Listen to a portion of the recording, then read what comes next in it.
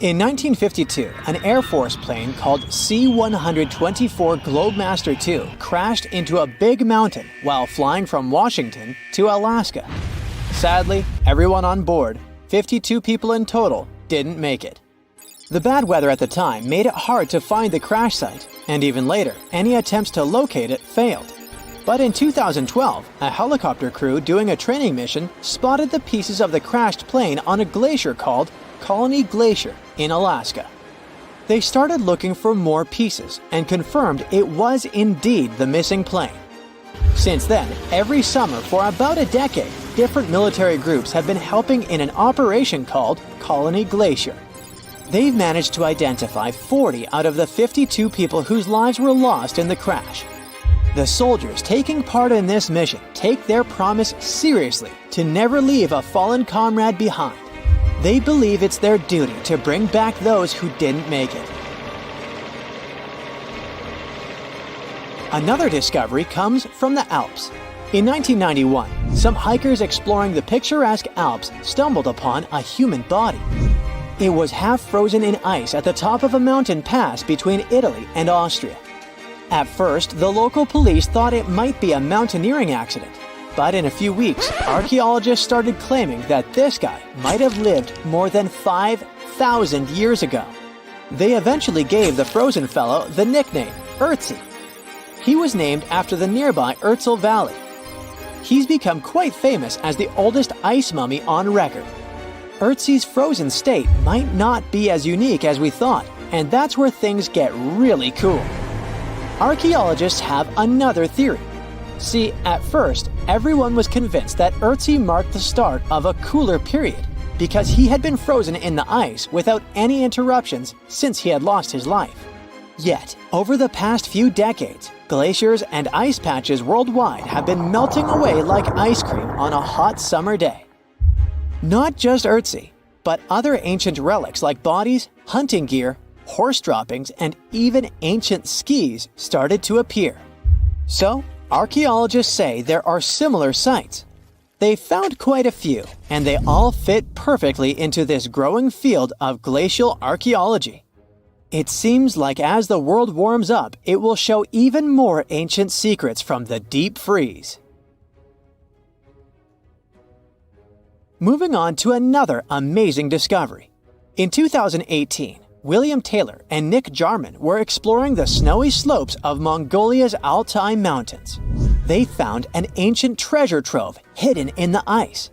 Inside the trove, they found a well-preserved 3,000-year-old arrow shaft adorned with ochre markings. It was in pristine condition, a rarity for organic items that old. They found other items too, like a bronze arrowhead with bits of animal sinew still attached. All of these relics had been untouched for hundreds of years, since they had been locked in the ice. In Mongolia, rising temperatures have melted ice patches that remained frozen for centuries. Similar discoveries have been made in the Yukon, US, Italy, Siberia, and Norway. Thousands of sites have been identified. Yet, scientists are racing against time to document and preserve these artifacts before they're lost forever.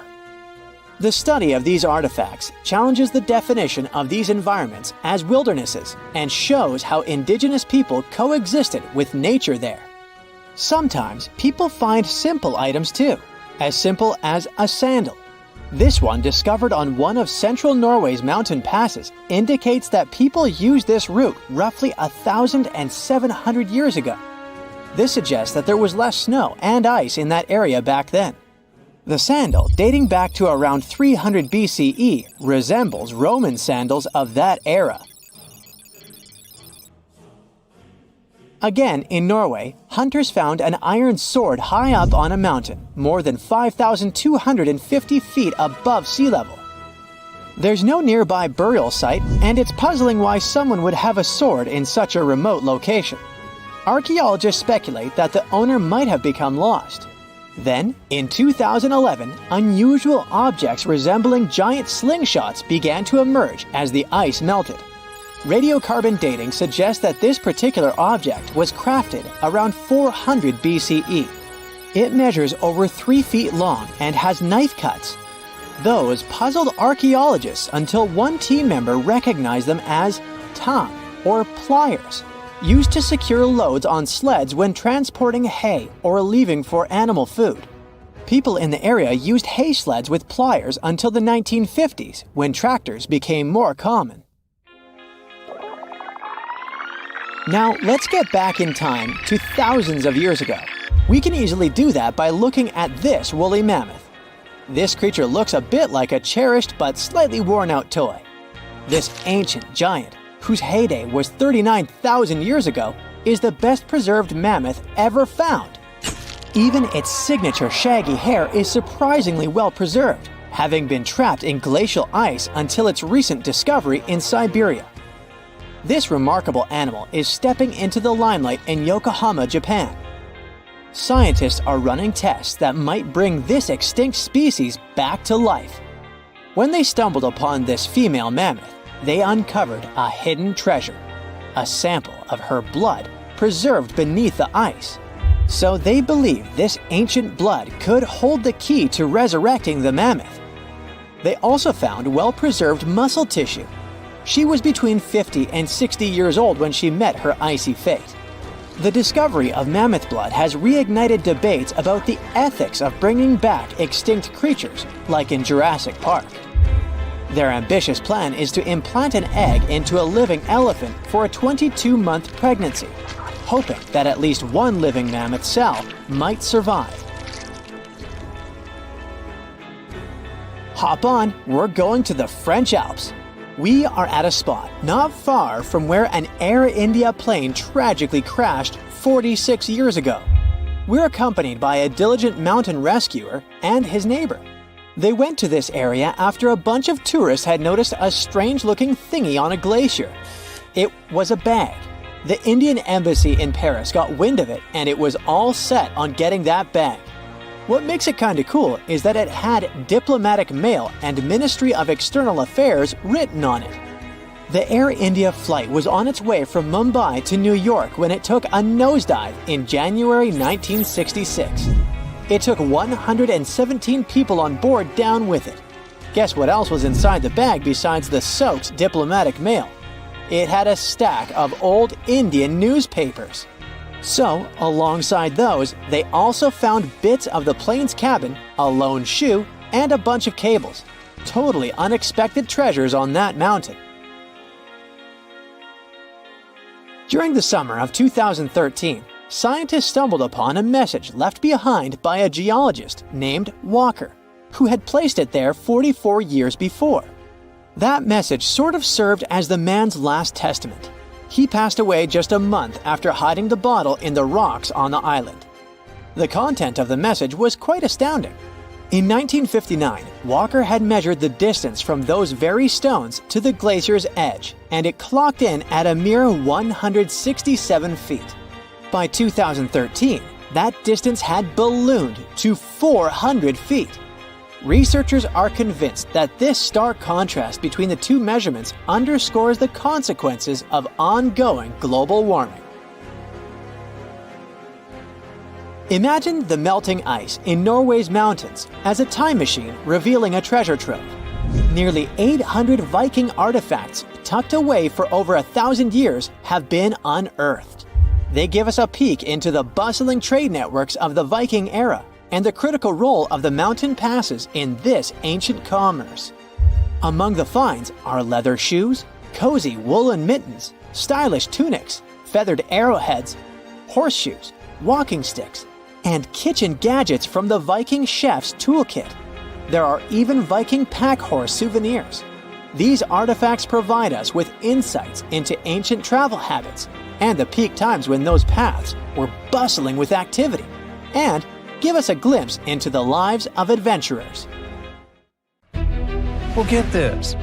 Scientists could bring Neanderthals back to life within the next 20 years.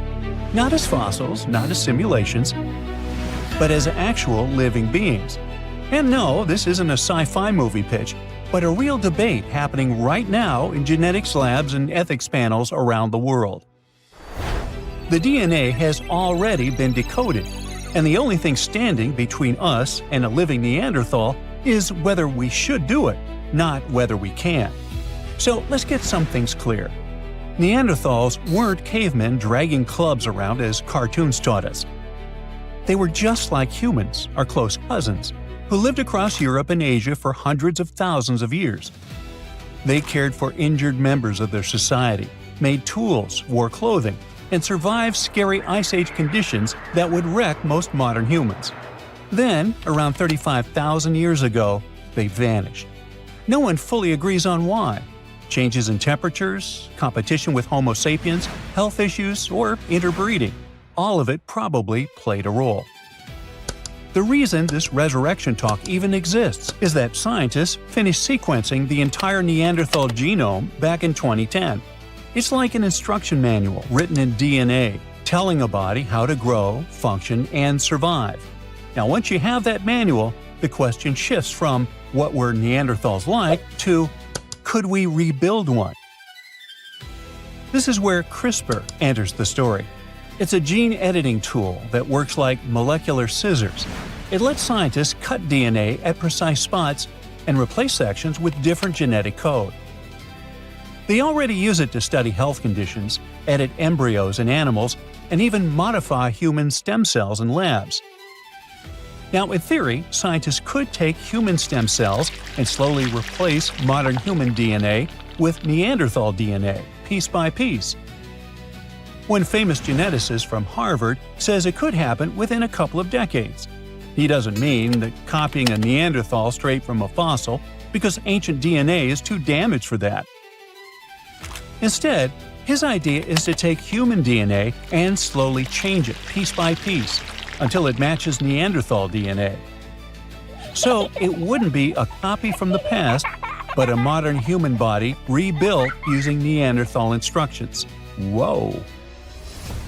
Scientists are willing to go through all that because they want answers to questions like why Neanderthals disappeared and we survived. How did their brains work compared to ours? Did they think differently, feel differently, or process language in unique ways? A living Neanderthal could answer questions that bones and fossils never can. Some researchers even think this could help modern medicine. Since Neanderthal genes influence immunity, metabolism, and inflammation, studying a full Neanderthal biology could reveal why certain conditions hit humans the way they do today. So, in a strange way, reviving them could help us. But all this excitement hits a wall made of ethics. A Neanderthal wouldn't just be a lab mouse, it would be a person. That single fact flips the entire project upside down. You can't treat a person like an experiment, even if science really wants answers. Being the only Neanderthal on Earth would be tough, to say the least. They'd have to live with no culture, no community, no one who would want to truly share their biology. They'd grow up surrounded by modern humans who would study them nonstop and forever label them as an experiment. So, critics of the idea are sure that kind of isolation could cause serious psychological damage. There's also the issue of consent, which the experiment would completely break. No Neanderthal can agree to being born into a modern world, raised by humans, studied for life, and used as proof of a theory. Consent is crucial in medical ethics, and you can't even test meds without it. Cloning a human ancestor would break that rule. Now, if we forget about ethics, there are also serious biological risks. No one knows how a reconstructed Neanderthal genome would behave in a modern human womb. Pregnancy alone could be dangerous. Development might not follow expectations. Immune reactions could go wrong. Even small genetic mismatches can cause massive problems when you're building a whole human from scratch, you know. And even if everything worked out, the results might disappoint. One individual couldn't recreate Neanderthal society, and behavior comes from culture as much as DNA. Without a full population, the answers we get could be shallow, misleading, or incomplete. The debate on whether we should or should not bring back Neanderthals is so intense because the possibility of doing so is very real. Genetic engineering keeps accelerating, and the tools keep getting cheaper, faster, and more precise. Right now, no lab has approval to try this. No Neanderthal embryo exists. But scientists, ethicists, and state officials already argue about rules, limits, and red lines, which is another proof of how close it feels. It also brings up the big question of whether scientific curiosity has limits and who gets to decide them. Right now, there's no law that bans resurrecting extinct humans. Once one country allows it, others could follow, faster than the rules can keep up. And then, there are scientists who counter all this with a different argument. What if not doing it is also unethical? They point out that we already revive extinct animals, manipulate genomes, and alter life at the deepest level. Understanding Neanderthals could help modern humans survive future climate shifts or mass health disorders. If Neanderthals thrived in extreme conditions, their biology could hold survival clues we desperately need. From that perspective, if we refuse to explore this knowledge, it could cost the world many lives someday. If all this doesn't touch your heart at all because you have nothing to do with Neanderthals, here's a surprise for you. When you look in the mirror, you're probably staring at a tiny piece of one of them. It could literally be in your DNA. According to a study from a couple of years ago, Neanderthals didn't just vanish into thin air, but blended into us. Modern humans whose ancestors migrated out of Africa carry about 1 to 4% of Neanderthal DNA. Scientists only have a handful of high-quality Neanderthal genomes to study, just 3 really solid ones. They come from bones found in a cave in Croatia that are about 50,000 to 65,000 years old, plus 2 others from Eurasia dating to around 80,000 and 50,000 years ago. That's not a lot to work with, which means every new discovery matters a lot. Every person has 2 versions of each gene, one from mom and one from dad. When 2 very different groups mix, their offspring end up with more genetic variety. The scientists compared DNA from those 3 Neanderthals with genetic data from about 2,000 modern humans. What they found was shocking. Neanderthals themselves may have carried up to 3.7% modern human DNA.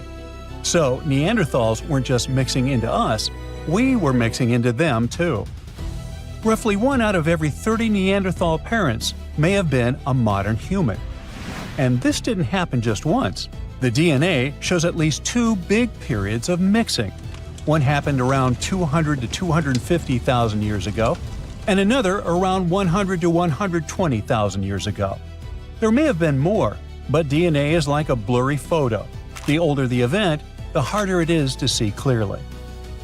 According to another recent study, most Neanderthal DNA in modern humans came from one long, intense mixing period about 47,000 years ago that lasted nearly 7,000 years. That's generations growing up together. This lines up with real bones, too.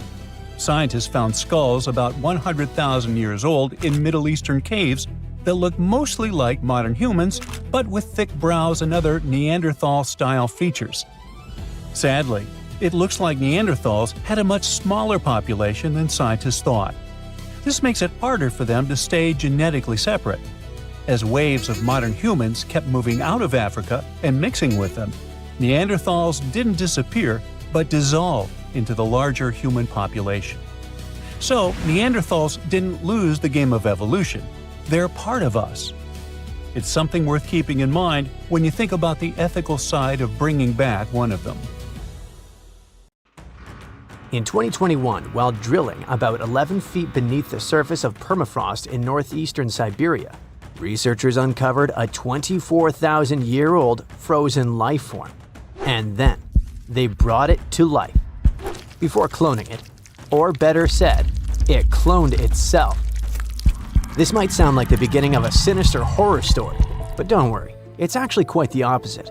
What scientists unearthed was a microscopic frozen organism that could fundamentally reshape what we think about evolution and survival.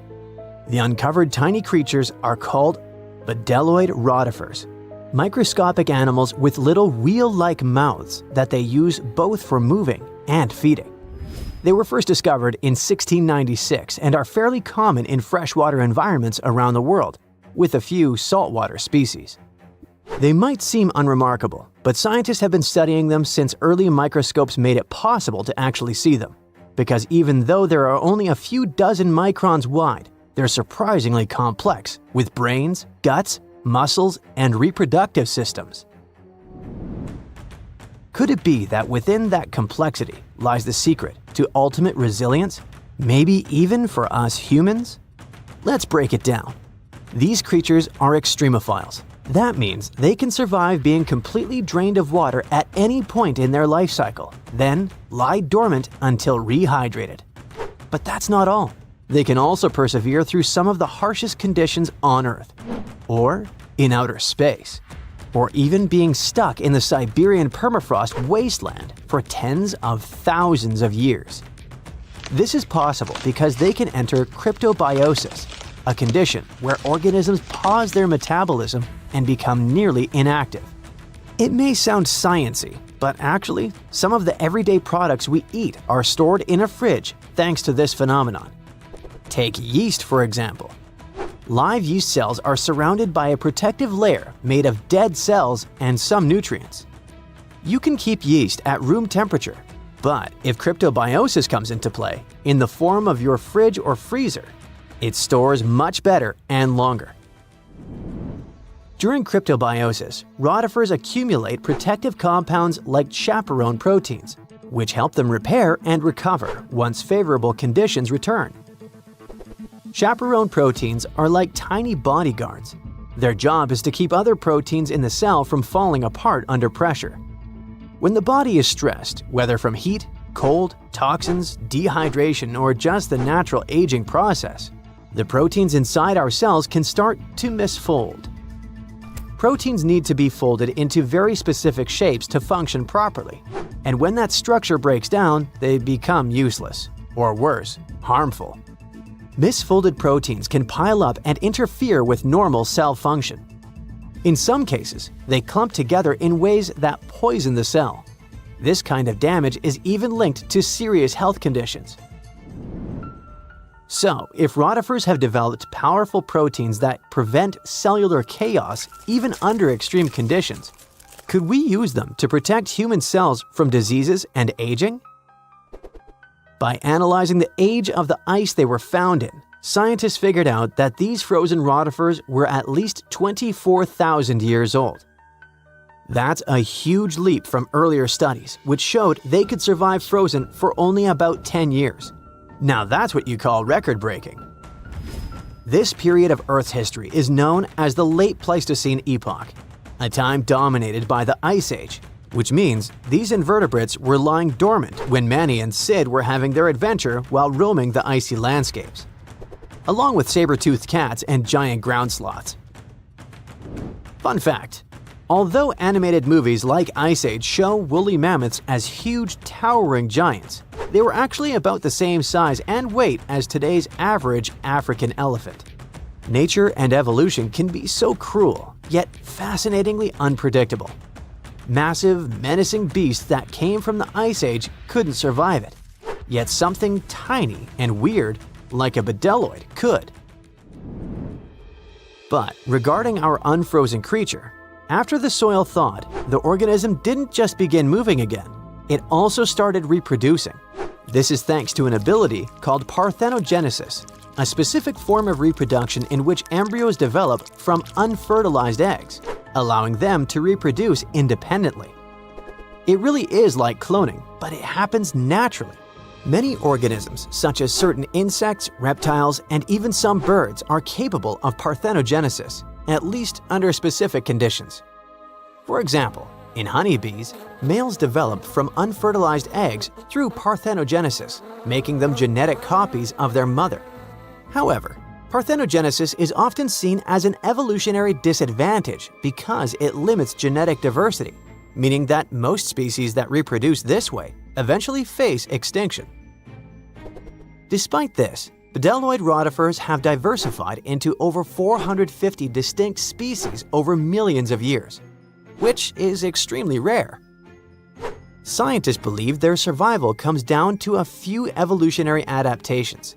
They can pause their metabolism through cryptobiosis, repair their DNA with specialized proteins, and even borrow useful genes from other organisms using a process called horizontal gene transfer.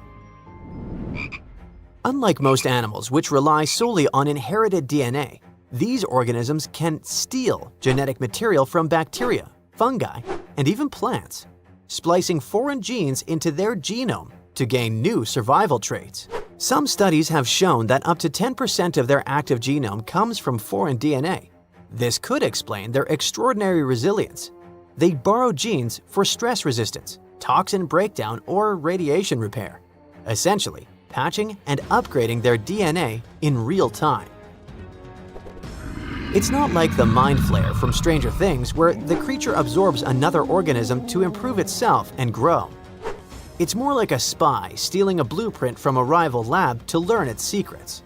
When cells rupture, for example, when bacteria die nearby, bdelloids scoop up loose DNA fragments and integrate them into their own genome. Interestingly, the usual expected lifespan of bdelloid rotifers under normal circumstances is only 2 weeks.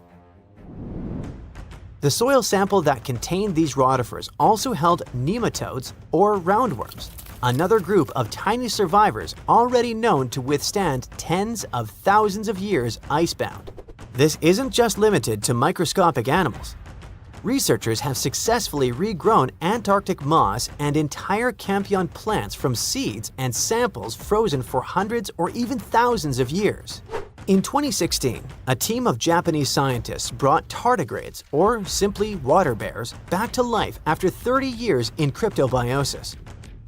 Tardigrades are even more impressive because they can live in a suspended state for up to 30 years, without food or water, and with temperature swings from deep freeze to 300 degrees Fahrenheit. These guys can also endure crushing deep-sea pressures, vacuum, microgravity, and intense radiation of space. Remember when we said earlier that these species can survive the harshest conditions on Earth and beyond? It wasn't an exaggeration, and now you understand why. And it's exactly why NASA and its partners sent water bears and bdelloid rotifers into orbit. They've even been aboard the ISS, helping scientists understand how these animals handle microgravity, radiation, and stress. Not only that, but in 2007, the European Space Agency launched a bunch of tardigrades into low Earth orbit, completely exposed. No suit, no shield, floating in a vacuum. They were blasted by cosmic radiation, UV light 1,000 times stronger than what hits Earth's surface, and temperatures near absolute zero. And when they came back, most of them woke up and reproduced despite the harsh conditions they were exposed to. This ties into an old theory called panspermia, the idea that life didn't originate on Earth but arrived here, locked in space dust or trapped inside a meteorite. Before, maybe it sounded like a fringe science, but when organisms can brush off cosmic radiation, then it doesn't seem so far-fetched, does it? What about humans?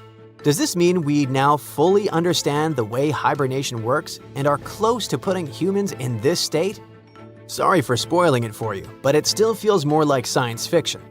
However, researching rotifers, water bears, and similar organisms can lead to massive breakthroughs in other fields.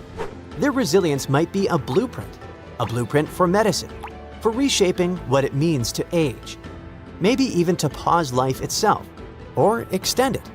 We're talking real, practical innovations, from better preservation of human organs for transplantation to drugs that slow aging at the cellular level. And yes, maybe even cryogenic hibernation, long enough to make interstellar travel possible. Antarctica wasn't always a frozen wasteland. A long time ago, it was full of life, and 56 million years ago, something terrifying stalked its jungles. A giant, flesh-eating bird. It was around 6 feet tall and weighed as much as a lion. For millions of years, nothing could challenge it. So why did it disappear? And could there be even bigger predators still hidden beneath the ice? Paleontologists found 2 massive claw bones in Antarctica, sharp, curved, and powerful, belonging to this bird. They were dug up from the Epresian-aged rocks of Seymour Island, which means they're around 40 to 50 million years old. Their shape left no doubt. These were the so-called terror birds. Their scientific name is Forus raceti, some of the most fearsome predators to ever walk the earth. They were flightless and didn't even need wings.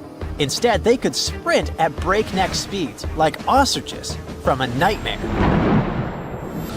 For millions of years, these birds ruled South America. But now, for the first time, their presence has been confirmed in Antarctica. No surprise here. Back then, South America and Antarctica were still connected, allowing animals to easily commute between continents. So these birds probably migrated south to adapt to life on Antarctica's prehistoric landmass. It didn't just survive here, it thrived. But at some point, this nightmare of an animal vanished. Why? Most likely because of the temperature changes. Antarctica was cooling, slowly turning into the frozen wasteland we know today. Its prey may have declined, leaving the predator without enough food. Eventually, it disappeared, leaving no descendants behind.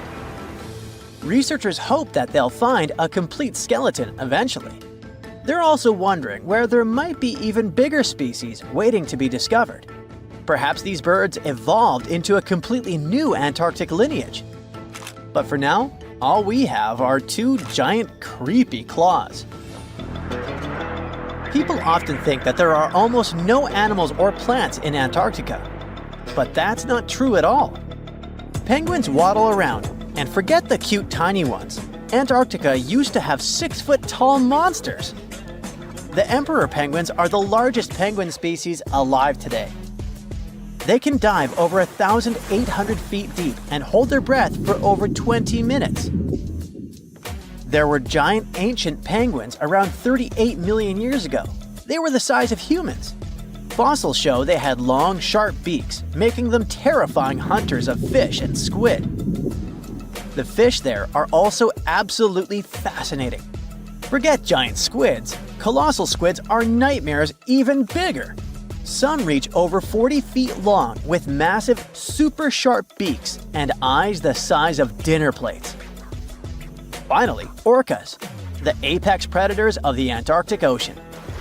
They hunt in packs, working together like a wolf pack of the sea to take down seals, fish, and even massive whales. There are even tiny plants like moss and algae. Antarctic hairgrass and pearlwort. They somehow survive against all odds. There are many other myths going on about Antarctica. For example, some people think that when icebergs break off from glaciers, they immediately start drifting straight into the open ocean until they melt. But the reality is way more chaotic. First, when an iceberg breaks off from a glacier or ice shelf, it has to deal with underwater obstacles. It can stay stuck on the seafloor for decades without moving. Then they get caught in powerful whirlpools and spin in place for months. One iceberg, a 23A, spent nearly 40 years frozen in place before finally breaking free, only to get caught in a swirling ocean vortex for another 8 months. After that, their paths are influenced by ocean currents, tides, winds, and even underwater topography. They don't just float freely, their movements are full of literal, unexpected twists. And speaking of glaciers, another strange rumor is that some humans can't travel more than 311 miles inland in Antarctica because of an impassable ice wall, freezing jet fuel, deadly winds, and no oxygen. But this is completely false. Antarctica has been explored by planes, vehicles, and even scientists on foot. There's an entire research station sitting at the South Pole. People live there all year long. The ice wall is real, a massive ice cliff rising above the ocean. But that isn't some secret barrier, it's an ice shelf. These are thick slabs of ice that form when glaciers slowly flow off the land and spread over the ocean. Almost 3/4 of Antarctica's coastline is made up of them, but they don't form some giant ring around the world. Antarctica is one of the most extreme places on Earth, but we've conquered its challenges, and we keep learning more about it every year.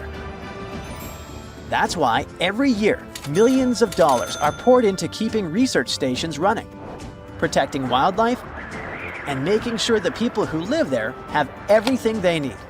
But where does all this money go? Well, Antarctica stations are basically small cities. There's electricity, heating, water purification, food storage, and medical facilities. The biggest station, McMurdo, is basically a town with over 1,000 people in summer. It has everything from a fire station to a gym. The South Pole Station is super deep inland, so it's one of the hardest places to supply. Getting food and fuel there requires airplanes flying thousands of miles in extreme cold. But the internet loves a good mystery. When Google Maps revealed what looked like a massive doorway in Antarctica, conspiracy theorists went wild. People joked about everything from Bigfoot's vacation home to a secret base, or even a Star Trek spaceship hangar hidden in the ice. But there's a way simpler and less exciting explanation. It's actually a grounded iceberg, a chunk of ice that got stuck in shallow water and is now slowly melting. As ice moves across the landscape, it flows around bumps and obstacles, creating odd shapes. The process of melting, breaking apart, and refreezing can carve ice into unexpected forms. Antarctica also has incredibly strong downward-blowing winds that sculpt ice into dramatic formations over time. No secret doorway, unfortunately. And speaking of doors, for years, Ushuaia, Argentina, has been called the gateway to Antarctica, the last stop before the icy continent, the place where expeditions begin. But there's another option. Punta Arenas, Chile. Let's compare them. Ushuaia is closer to Antarctica. It's the top departure point for tourists going on cruises. But no regular flights to Antarctica. No major scientific bases operating from here. It's basically controlled by the military, which refuses to allow private flights, only commercially operated ships. Yes, Punta Arenas is further from Antarctica, but 22 countries and global organizations use it as their main base. There are regular flights to Antarctica happening there every year. Private airlines can actually operate here, making it the real air connection to Antarctica. Ushuaia may have the best location physically, but Punta Arenas actually runs the show. Argentina made a huge error in picking its Antarctic airbase. Instead of setting up a simple, accessible base at sea level, they built Marambio Base, very high, on rough terrain, completely impossible to reach by land. Everything has to be flown in by helicopter, making operations slow, expensive, and frustrating. For 50 years, Argentina stubbornly stuck to this bad decision, while Chile set up efficient, well-planned bases that the world now uses. If things don't change, Ushuaia will be nothing more than a tourist stop. But what's terrifying is that Antarctica seems to be returning to its past. It's supposed to be the coldest place on Earth, but something shocking happened just recently. For the first time in recorded history, temperatures in Antarctica broke 68 degrees Fahrenheit. This continent is buried under miles of ice. Usually, temperatures there can drop to minus 112 degrees. But in the winter of 2020, scientists recorded an insane 69 degrees on Seymour Island, hotter than many places in Europe at that time. Scientists believe there are several reasons for that. First, there are changes in the way heat moves around the planet's waters. Second, melting permafrost due to the planet warming. It looks like the climate is changing faster than expected. Well, a biotech company called Glacial just announced something wild. They say they've brought back a direwolf from extinction. But did they really? What they've really done is way stranger, and maybe even more important. Their team has just created a brand new predator. Not a clone, not a revival, but a new species. These cute cubs are built from gene-edited wolves, shaped by ancient DNA and born through cutting-edge biotech. So wait, are the Jurassic Park horrors coming for us? Well, let's see. Now, direwolf was the massive muscular predator that roamed North America thousands of years ago. Most people think these were just some sort of bigger gray wolves, But don't be tricked by appearances and the name. In 2021, a landmark study came out. A team of researchers and major institutions studied actual direwolf DNA and discovered something shocking. These guys weren't just big gray wolves, not even close. They were separate animals. Genetically, direwolves split off from wolves roughly 6 million years ago. Just to put that in perspective, humans and chimps split about 6 to 7 million years ago. So direwolves and gray wolves are as different from each other as we are from chimpanzees. They look similar because of the so-called convergent evolution, when two species evolve similar traits because they live in similar environments. Think of sharks and dolphins, both streamlined, both predators, both ocean hunters, but different animals, and dolphins are way cuter. So Colossal said that they revived this animal, a dramatic and bold claim. But it's not quite true. In reality, they genetically engineered a new kind of wolf. It's not a direwolf, it's not even a known species. It's a synthetic animal, one that's never existed before. And this is a massive deal, both incredible and terrifying. The company basically has taken gray wolves and modified their genes by mixing them up with some direwolf DNA they found. Which is kind of wild, because, as we said, these two animals aren't really relatives, they're completely different species. The Colossal company kind of ignored that, though. They say the gray wolf is the closest living relative to a direwolf, and that the data proves it. But what data? They haven't shown it so far, it's just a claim. Why are they even calling this a direwolf? Well, they're saying their cubs are close enough to a direwolf and maybe fill the same role in an ecosystem. Basically, if it behaves like a direwolf, walks like a direwolf, and preys like a direwolf, doesn't that count? Sounds kinda dire to me. Well, if we're being honest with words, then not really. Biologically, genetically, evolutionarily, this is now a modified gray wolf. So, how good or bad is it? Let's figure it out. The good part is that the research like this might help us restore the planet's ecosystem and ecology. Colossal and similar teams are trying to develop technologies that could be used for especially important causes. We don't notice it in daily life, but species are quietly, constantly disappearing. Scientists estimate that over 1 million species are at risk right now. When ecosystems lose a species, especially because of humanity's actions, it's like pulling out a block of a Jenga tower. Too many missing blocks, and the whole thing wobbles.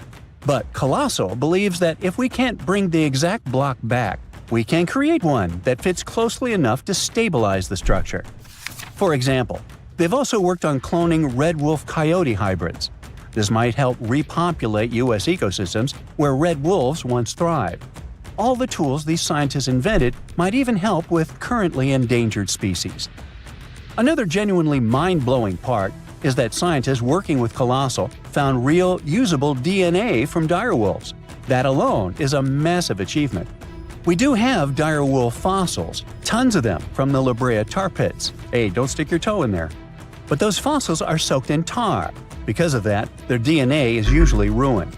But the team managed to find some direwolf bones that are over 12,000 years old.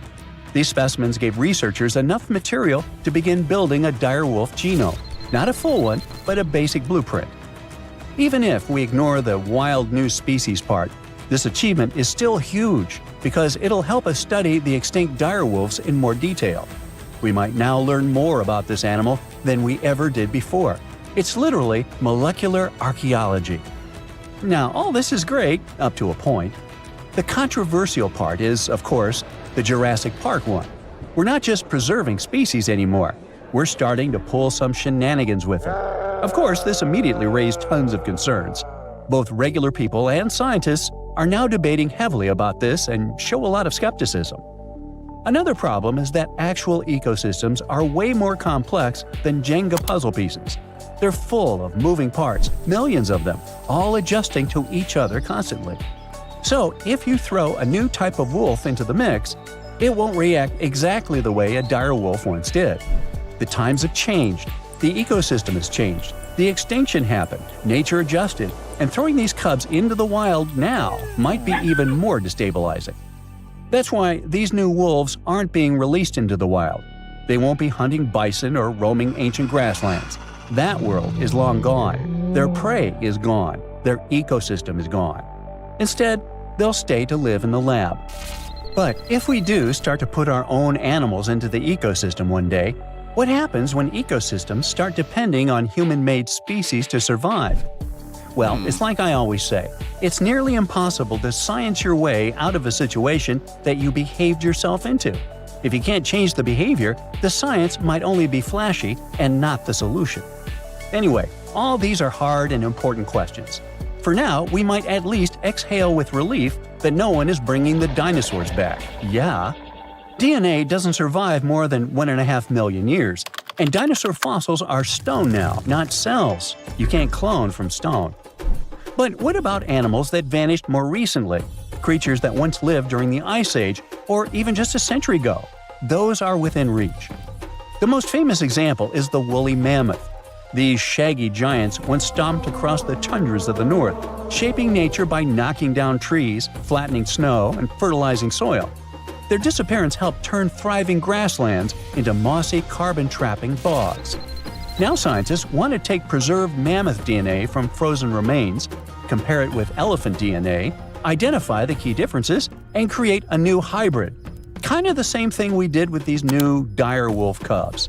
It would be a cold-resistant, tundra-stomping, woolly-coated mammoth elephant. Like that. These guys would be close enough to fill the ecological niche that mammoths once held. Then there's also the passenger pigeon. Once the most abundant bird in North America, flocks so massive they could block out the sun, but we hunted them to extinction by the early 1900s. The last one, named Martha, passed away in a zoo in 1914. But we have her DNA preserved in museum samples. And today, using AI and genomics, scientists are working to recreate a living bird that behaves like a passenger pigeon. These birds could help regenerate forests, spread seeds, and restore a part of the lost sky. And finally, the Tasmanian tiger, a striped wolf-like marsupial that once roamed Australia. It was hunted to extinction in the 20th century. But its DNA is abundant. Museums collected pelts, fossils, and even preserved pups. This one was a keystone species, a stabilizer, a hunter that helped keep ecosystems in check. So they want to restore this one as well. The idea is to bring back extinct species using artificial intelligence, genetic sequencing, and the rapidly growing toolbox of biotech. But all this has to be done very carefully. Otherwise, the species could destabilize the environment instead of helping it. Now, on the good side, even if we never bring a mammoth back, this research is already saving lives. For example, the northern white rhino. There are only 5 left, and only 1 male among them. Extinction is practically written into their future. But using preserved cells and cloning techniques, scientists are working on rebuilding the population. In any case, it looks like we're entering a new era of biology, and this discovery is going to start a conversation that will be going on for decades.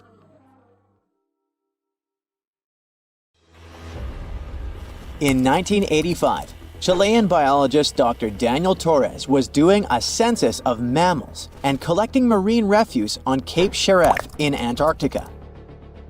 He was going to pick up a big plastic container when he noticed one white rock among the dark volcanic stones. It turned out to be a human skull, and as Dr. Torres found later, it belonged to a young woman who lived in southern Chile. She was most likely in her early 20s and starving when she passed away. Several years later, scientists also found fragments of femurs and used DNA analysis to prove they belonged to the same lady. This discovery could change history as we know it. How did a female skull end up in Antarctica, at a spot where sealers used to camp? Women usually wouldn't go on sealing trips in the early 1800s. To add to the mystery, there was nothing else found at the site.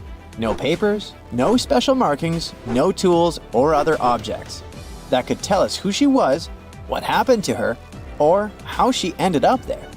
It could mean that people from Chile had a camp here before anyone else set foot on the continent. Scientists made another unique discovery in Antarctica, an ancient meteorite fragment that could be proof there's life on other planets. They believe this meteorite is over 4 billion years old and it might have come straight from Mars. In 1996, NASA scientists announced that they found special chemical marks on the rock. Some ancient Martian organisms may have left them behind, but not everyone was convinced. And later studies found that the carbon-rich chemicals on the rock probably weren't biological at all. Long ago, when Mars was a much wetter place, massive space rocks collided with the planet. These collisions produced intense heat and changed the landscape. The rock found in Antarctica likely survived 2 such impacts before a third powerful strike hurled it into space. While still on Mars, this rock bathed in water that moved through tiny cracks in its surface. This water probably left behind strange carbon bubbles that scientists thought might be the fingerprints of ancient life. Researchers recover more rocks from space in Antarctica than in any other part of the world. But you don't expect to see a pyramid there, right? I could make you try to solve this mystery, but okay, this object only looks like a pyramid. In fact, it's a mountain. You can easily find it on Google Maps if you scroll all the way to the Ellsworth Mountains. It's the tallest mountain range in Antarctica, and it stretches for almost 250 miles. Explorers from the British Antarctic Expedition first found this unusually shaped mountain and nicknamed it the Pyramid. Over the past 100 years, many people have wondered if there really was a pyramid in Antarctica, and if yes, who built it? But scientists totally rained on this icy parade as they explained there is nothing unusual about a rocky peak showing above the ice. It's just a coincidence that this one and the neighboring peak are cut in a pyramid shape. Researchers at the University of Colorado found a 10,000-year-old hunting tool near Yellowstone National Park. It was buried in ice, but as it melted because the temperatures got warmer, the tool came to the surface. Researchers were keeping this find a secret for a year. They wanted to get the findings published in a scientific journal before amateur archaeologists would get there and start their own search operations on the site and disturb it. The dart, which is about 3 feet long, was made from a birch tree, and it still has some markings that prove that it belonged to an ancient hunter. In the good old days when it was actively used, the dart had a sharp tip on one end. The other end had a little dimple that connected to a hook on a special tool called an atlatl. That atlatl helped a hunter throw the dart much faster and farther than they could just by hand. Talk about ancient tech. The scientists who found the dart say that as the ice continues to melt, they keep finding more ancient tools, plants, and even animal remains in places like Alaska, Canada, and Europe. They plan to go to Glacier National Park in Montana to work with Native American tribes to find and protect any more treasures that may have been hidden in the ice for thousands of years. Paleontologists found something amazing in Antarctica: the remains of a creature that looked a lot like the Loch Ness Monster. The animal they found was a plesiosaur. This marine beauty swam in the ocean during the time of the dinosaurs. This big guy had 4 flippers, a long neck, and measured an impressive 36 feet long from its head to its tail. That's about as long as a big telephone pole. This specific type of plesiosaur is the largest one scientists have ever discovered. It was also very bulky, around 15 tons. That's about as heavy as 2 modern elephants.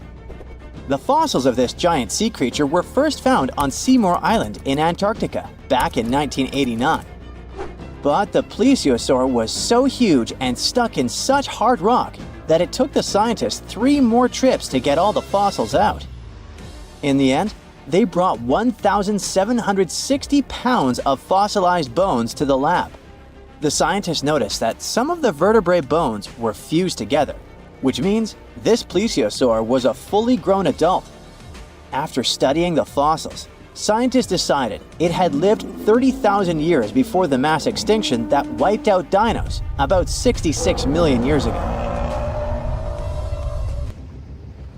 In May 1845, Captain John Franklin set off from England with 133 people and 2 ships.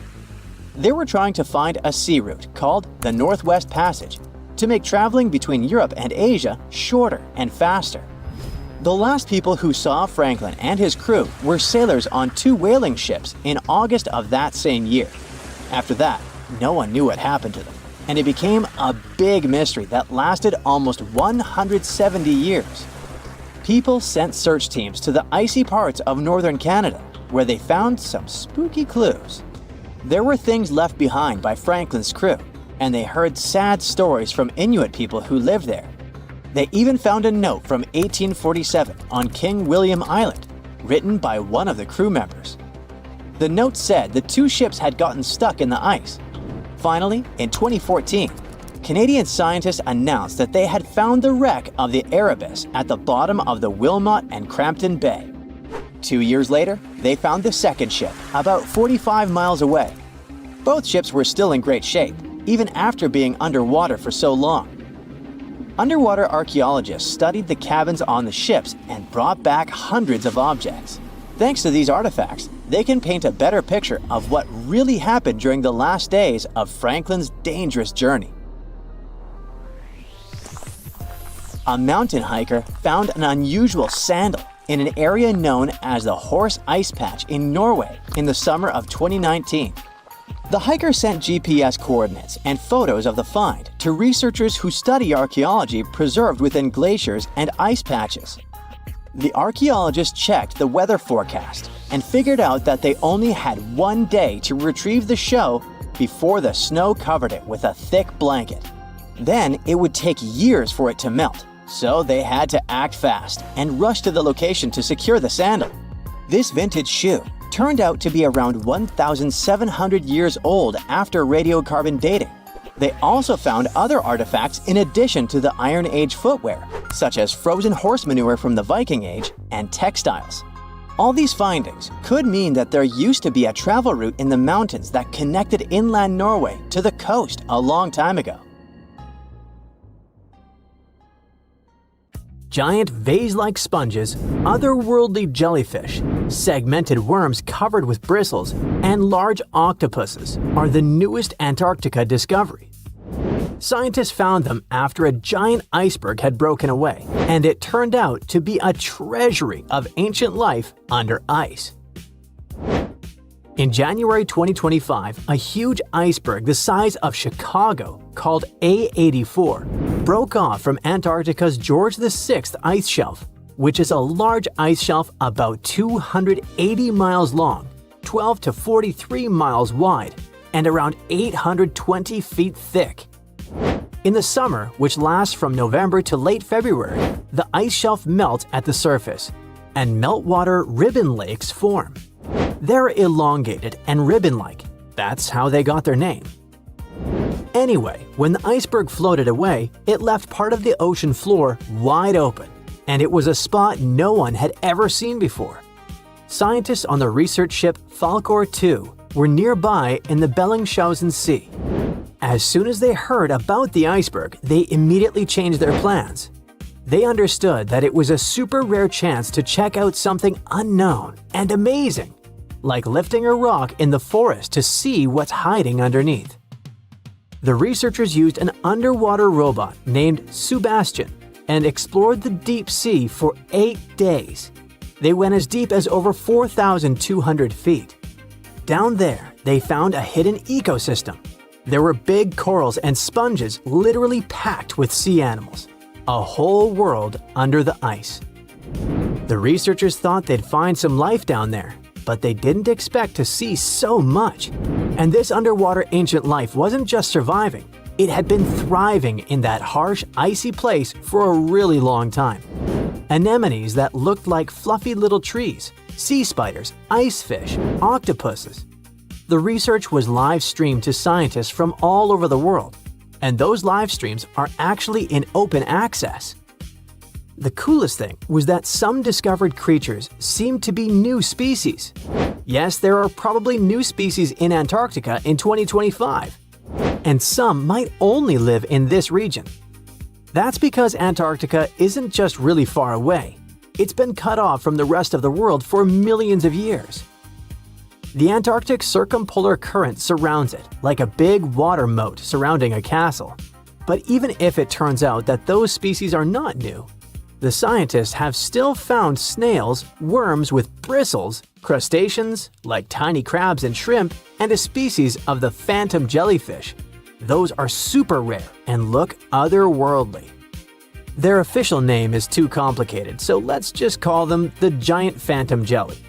This jellyfish is huge. Its bell, the round umbrella part on top, can be more than 3 feet wide. It has 4 long arms that trail behind it. Each one as long as 33 feet, about as long as a school bus.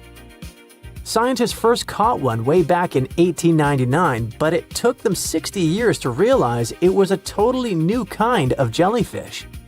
The phantom jellyfish has a see-through purplish body that looks kind of ghostly. Instead of normal jellyfish tentacles, it has these ribbon-like arms that help it catch food and pull it into its mouth right in the middle. Even though jellyfish don't have brains like we do, researchers watching the giant phantom jelly noticed something surprising. The otherworldly creature seemed to move its arms very carefully and with control, especially when swimming through tight spaces on the seafloor. It looked like it was being very cautious and deliberate. Ugh, creepy. Another sentient being? Jellyfish have a simple nerve net instead of a brain, which helps them sense the world around them. But the way this phantom jelly moved made scientists think it might be smarter or more coordinated than other jellyfish. Studying it can help scientists learn how animals without brains still manage to explore and survive in tricky places underwater. Another cool find was little worms called bristleworms. Scientists call them polychaetes. But let's stick with bristleworms because it kinda sounds fun. Lots of different kinds of them live in super cold, deep parts of the ocean. Bristleworms have bodies made of many segments, and they have tiny little bristles all along their sides. These bristles help them move around, feel what's near them, and even protect themselves from danger. One cool example is the Antarctic scaleworm. It's a type of bristleworm that lives in really cold, deep waters and has shiny, golden bristles that make it look pretty fancy. During Antarctic deep-sea exploration, the team also found giant sponges shaped like vases. Usually, sponges grow very slowly. So to get that huge, they must have been growing there for a really long time, maybe even hundreds of years. Their size shows that the deep-sea animals living around them didn't just move in recently. Those sea creatures have been there for decades and managed to form thriving communities under the ice. So, it really was ancient life hiding under all that ice. And that surprised scientists a lot. In older studies, people used to drop cameras through holes in the ice or visit iceberg areas long after the ice had broken off to explore hidden ecosystems. Back then, they mostly saw bare, empty seafloor with just a few living things. But this time, the team arrived just weeks after the giant iceberg broke away, and they got to see what was hiding right underneath it. The first 9 miles behind the ice shelf can hide rich and busy ecosystems. The area is dark, cold, and hidden for ages, and still, all kinds of creatures live there. This shows that life can survive in places that seem too harsh or frozen for anything to live. On the other hand, finding all this life down there isn't super surprising. Lots of animals live in dark, cold places underwater, so it makes sense that they'd be under the ice shelf too. The ice kind of hides them and keeps them safe from anything going on above. But what's weird is how many different kinds of creatures live there, even though it used to be a really closed-off space. It actually looks a lot like the seabed in parts of Antarctica that don't have ice on top. How can that be? Usually, tiny plants called phytoplankton grow near the surface where sunlight hits. Little shrimp-like animals called krill eat those plants at night. When krill get full, they sink down and bring food and nutrients to the ocean floor. Even their waste helps feed the deep-sea creatures. But if there's a huge ice cap above, sunlight can't get through, so no plants can grow there and no krill bring food down that way. Scientists thought this would mean less food and fewer animals down there, but they found a lot of life anyway. Turns out, food and nutrients probably sneak in under the ice, carried by underwater currents, kind of like rivers flowing under the ocean. Scientists found some animals that lived a long time, so it looks like those currents, which mostly come from melting glacier water, bring enough food to keep the ecosystem healthy and full of life. No one really knows what's going to happen to all that deep-sea life now that the iceberg has floated away. Those creatures have lived under the thick ice for who knows how long, in super stable, pitch-black conditions. Obviously, they're not exactly fans of change, so losing that icy roof might totally mess with their whole setup. One of the scientists mentioned that the ice shelf the iceberg came from has been creeping backward, like 25 miles over the last 50 years. That's a part of a bigger pattern.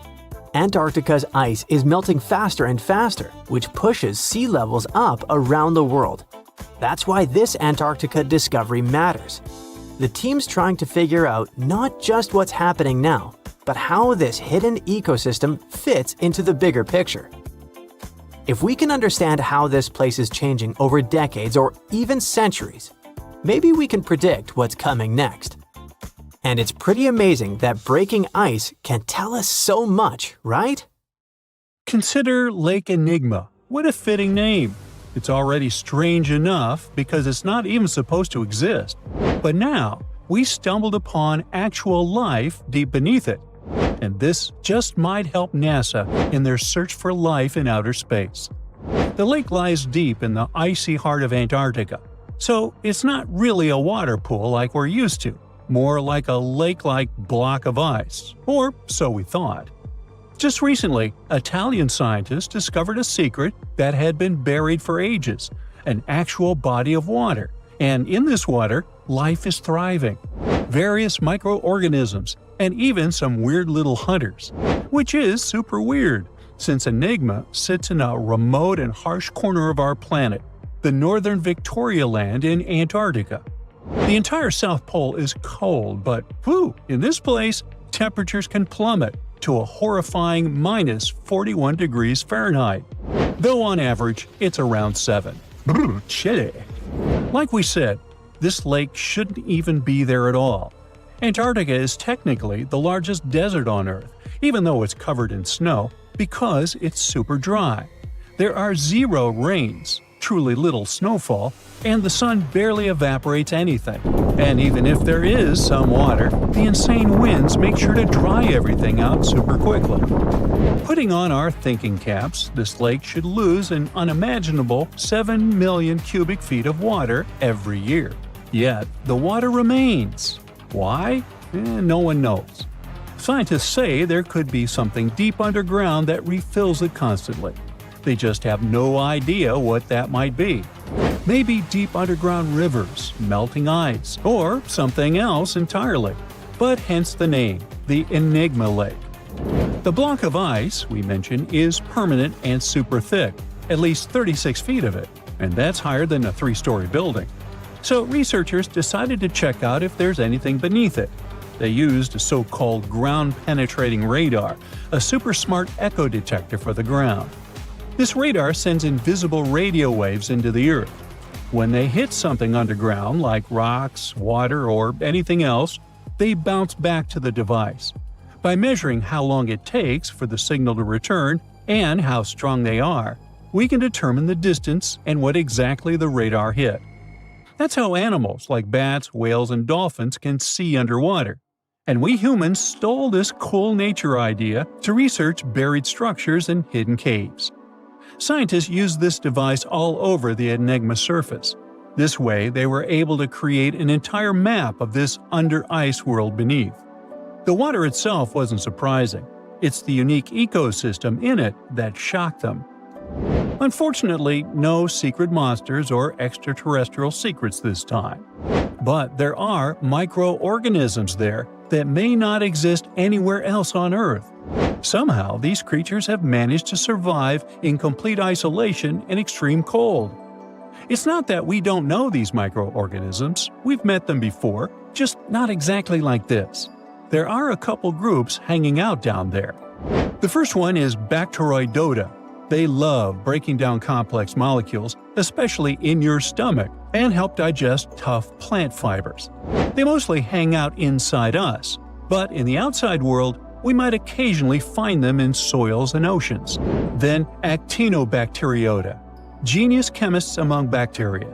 They decompose organic materials and help the soil get healthier. They're also famous for producing antibiotics, so we owe a lot of our medicine to them. The third one is Pseudomonadota. These guys weren't a surprise. They're crazy adaptable. They can thrive pretty much anywhere, from soil to water to the human body. Some of them are good, helping plants grow and in nutrient cycles, but others can be opportunistic pathogens. Ooh, bad guys. But what is actually a surprise is that Lake Enigma has tons of passibacteria. They're ultra-small even for microorganisms and can barely do anything themselves. So they prefer to live in symbiosis or be little parasites, relying on their hosts for nutrients and other necessities. All these little chompers might be ancient. They could be remnants of a time before the lake froze over completely, which is hundreds of thousands of years ago. It's simply weird to encounter these bacteria in the Enigma Lake, especially the little parasites. Passibacteria usually love low-oxygen environments, but this lake is very oxygen-rich, not even mentioning an almost 40 feet of ice above. So all this means that even though we know who these guys are, this specific species might be new to us. They could have evolved with some unique adaptations and abilities using the lake's unusual chemistry. They probably rely on a super simple and delicate food web. Some of the microorganisms produce energy from light, well, whatever light gets down there, or the lake's chemicals. The symbiosis guys most likely survive by living on or inside their neighbors. Yep, these microscopic creatures hunt each other. Nope, things can't be peaceful even in a place like that. If we find out what their secret to survival is, we might learn more about chemistry, medicine, and even extraterrestrial life. Because if life can endure such extreme conditions, then it can probably appear pretty much anywhere, including our closest neighbors, Europa or Enceladus, the moons of Jupiter and Saturn. They definitely hide oceans beneath their frozen surfaces, and now there's a very high chance there might be some life there. Antarctica must be the closest thing we have to extraterrestrial exploration before we actually land on other planets. It's full of hidden mysteries and surprising creatures. Even outside of Lake Enigma, the South Pole harbors life. Just take the McMurdo Dry Valleys, which are often referred to as Earthly Mars. These are among the most mysterious and extreme places on our planet.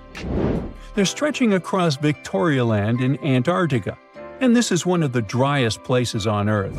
Makes sense if you remember the name.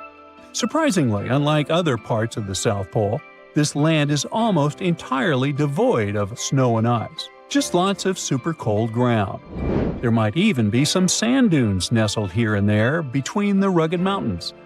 The ground is mostly covered in loose gravel, scattered with ancient rocks made of granite, and something interesting called gneiss, just spelled differently. It's the type of rock that's been through a lot, literally. It's usually born when granite and sedimentary rocks have to endure insane pressure or horrifying heat for a while, a process called metamorphism. These conditions are so intense that they literally rearrange the minerals into layers. That's why gneiss has such beautiful foliated looks. It's the planet's version of baking a layered cake. It's amazing because this place is almost exactly the way it was millions of years ago. These valleys are frozen in time, and they give us a little glimpse into Earth's distant past. And that includes life. Once again, local winds are absolutely terrifying gusts of cold air racing downhill, and they evaporate snow faster than it can even melt. So, logically, you shouldn't find much water here, not even mentioning life. But somehow, you can still stumble across frozen lakes and saline ponds in the dry valleys. And local life stretches all reason and our understanding of biology. It exists inside the rocks themselves. Microorganisms are hidden in slightly moist cracks and crevices. Deep inside, there's endolithic bacteria. These guys are super chill. Instead of moving around like other microorganisms, they always stay put inside their little rocky homes. How do they survive? Through photosynthesis. Just like plants, they take teeny tiny parts of light that gets in crevices and acts like little solar panels, getting energy from the sun. Meanwhile, in another place, beneath the Taylor Glacier, there's bacteria that literally doesn't eat anything. Not comfort, not sunlight, not even oxygen. These guys rely on a diet of dusty rocks and sulfur to fuel their weird metabolisms. By breaking down sulfur and iron, they get energy to sustain themselves. This way, they easily survive in deep seas, at sub-freezing temperatures, completely cut off from sunlight, oxygen, and the world itself. This place is fascinating for both its life and the lack of it. In some parts of the valleys, like University Valley, yes, that's what it's called, the permafrost is so harsh that no microbes were found at all. This might be one of the only places on Earth where life appears to be completely absent, a quite scary idea. Anyway, now scientists are thinking about learning more about Lake Enigma and drilling this Mars-like environment, exactly for that reason, to see how we could get samples from Mars in the future. The whole internet is buzzing about an unusual discovery on Google Maps in Antarctica. Southeast of Japan's Showa Station, someone noticed a giant door standing out in the icy landscape. Some call it Bigfoot's vacation home, or a shuttle from Star Trek. Others say it's a blown-off Boeing door that somehow ended up in the snow. Scientists have a way less exciting explanation. It looks like the so-called doorway is actually part of fast sea ice. It floats near the coast where the water is shallow and islands are scattered around. This spot could simply be an iceberg that got stuck and is slowly melting right where it is. You can see other icebergs nearby in the same area. Ice flowing around a solid underwater rock could have formed a natural pattern. The ice is pretty thin here, and because of the rocks underneath, the ice forms unique shapes. Geologists add that the mysterious find is just a rocky ridge sticking up because the ice level has dropped a bit. The top of it is the ridge, and the sides are two snow tails, long streaks of snow shaped by the wind. These snow tails show which direction the wind usually blows in this area.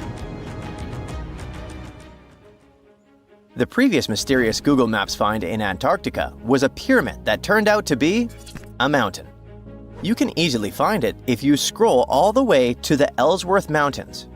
It's the tallest mountain range in Antarctica, and it stretches for almost 250 miles. It's not the first pyramid on this continent, as explorers from the British Antarctic Expedition found another unusually shaped mountain and nicknamed it the Pyramid. But this one didn't have a pyramid shape after all, so nope, there are no pyramids in Antarctica. Sorry to ruin it for you. In 2011, scientists from Chile found a strange fossil in Antarctica that looked like a squashed football. It received the nickname The Thing because it looked like something from a science fiction movie. It turned out it was a giant soft-shell egg from around 66 million years ago. It was more than 11 inches long and 7 inches wide. The only bigger egg ever found was of the extinct Madagascan elephant bird, which was 1.5 times as tall as Michael Jordan. The Antarctic egg is also special because it's the first fossil egg ever found in this part of the world. So, whoever left it there must have been huge, probably a giant sea reptile that lived long ago, like a mosasaur. This is surprising because most scientists thought these creatures didn't even lay eggs. The egg is also unique because it has a thin eggshell and no pores, which is totally different from most dinosaur eggs. Scientists did a lot of work and studied 259 types of living reptiles, like lizards and snakes, and their eggs. From this, they figured out that the creature who laid the egg was probably at least 23 feet long, not counting her tail. During the late Cretaceous period, this part of Antarctica must have served as their nursery. Paleontologists have found bones of tiny mosasaurs and plesiosaurs in the same area, as well as bones from the grown-up ones. If you've ever lost your ID and still can't find it, try looking under the Antarctic ice. Well, at least it worked for a man who was reunited with his security access card after 21 years. Rod Budd, a technician studying sea life on the Antarctic seafloor, spotted the card while he was diving at a place called Cape Evans. Rod thought it might be a credit card, so he put it in his pocket and kept working. When he took a closer look, he realized it actually belonged to someone named David McCaw. The card stayed with the research institute where Rod worked for 8 more years, until they finally managed to find David. It turned out that he had never been to Antarctica. In 2003, someone broke into his car in Wellington, New Zealand, and they tossed the contents of his briefcase into the harbor. So, the card traveled over 2,400 miles in 13 years. There aren't even ocean currents that move directly from Wellington to Cape Evans. If the card went through different ocean currents, the journey would take around 1,000 years.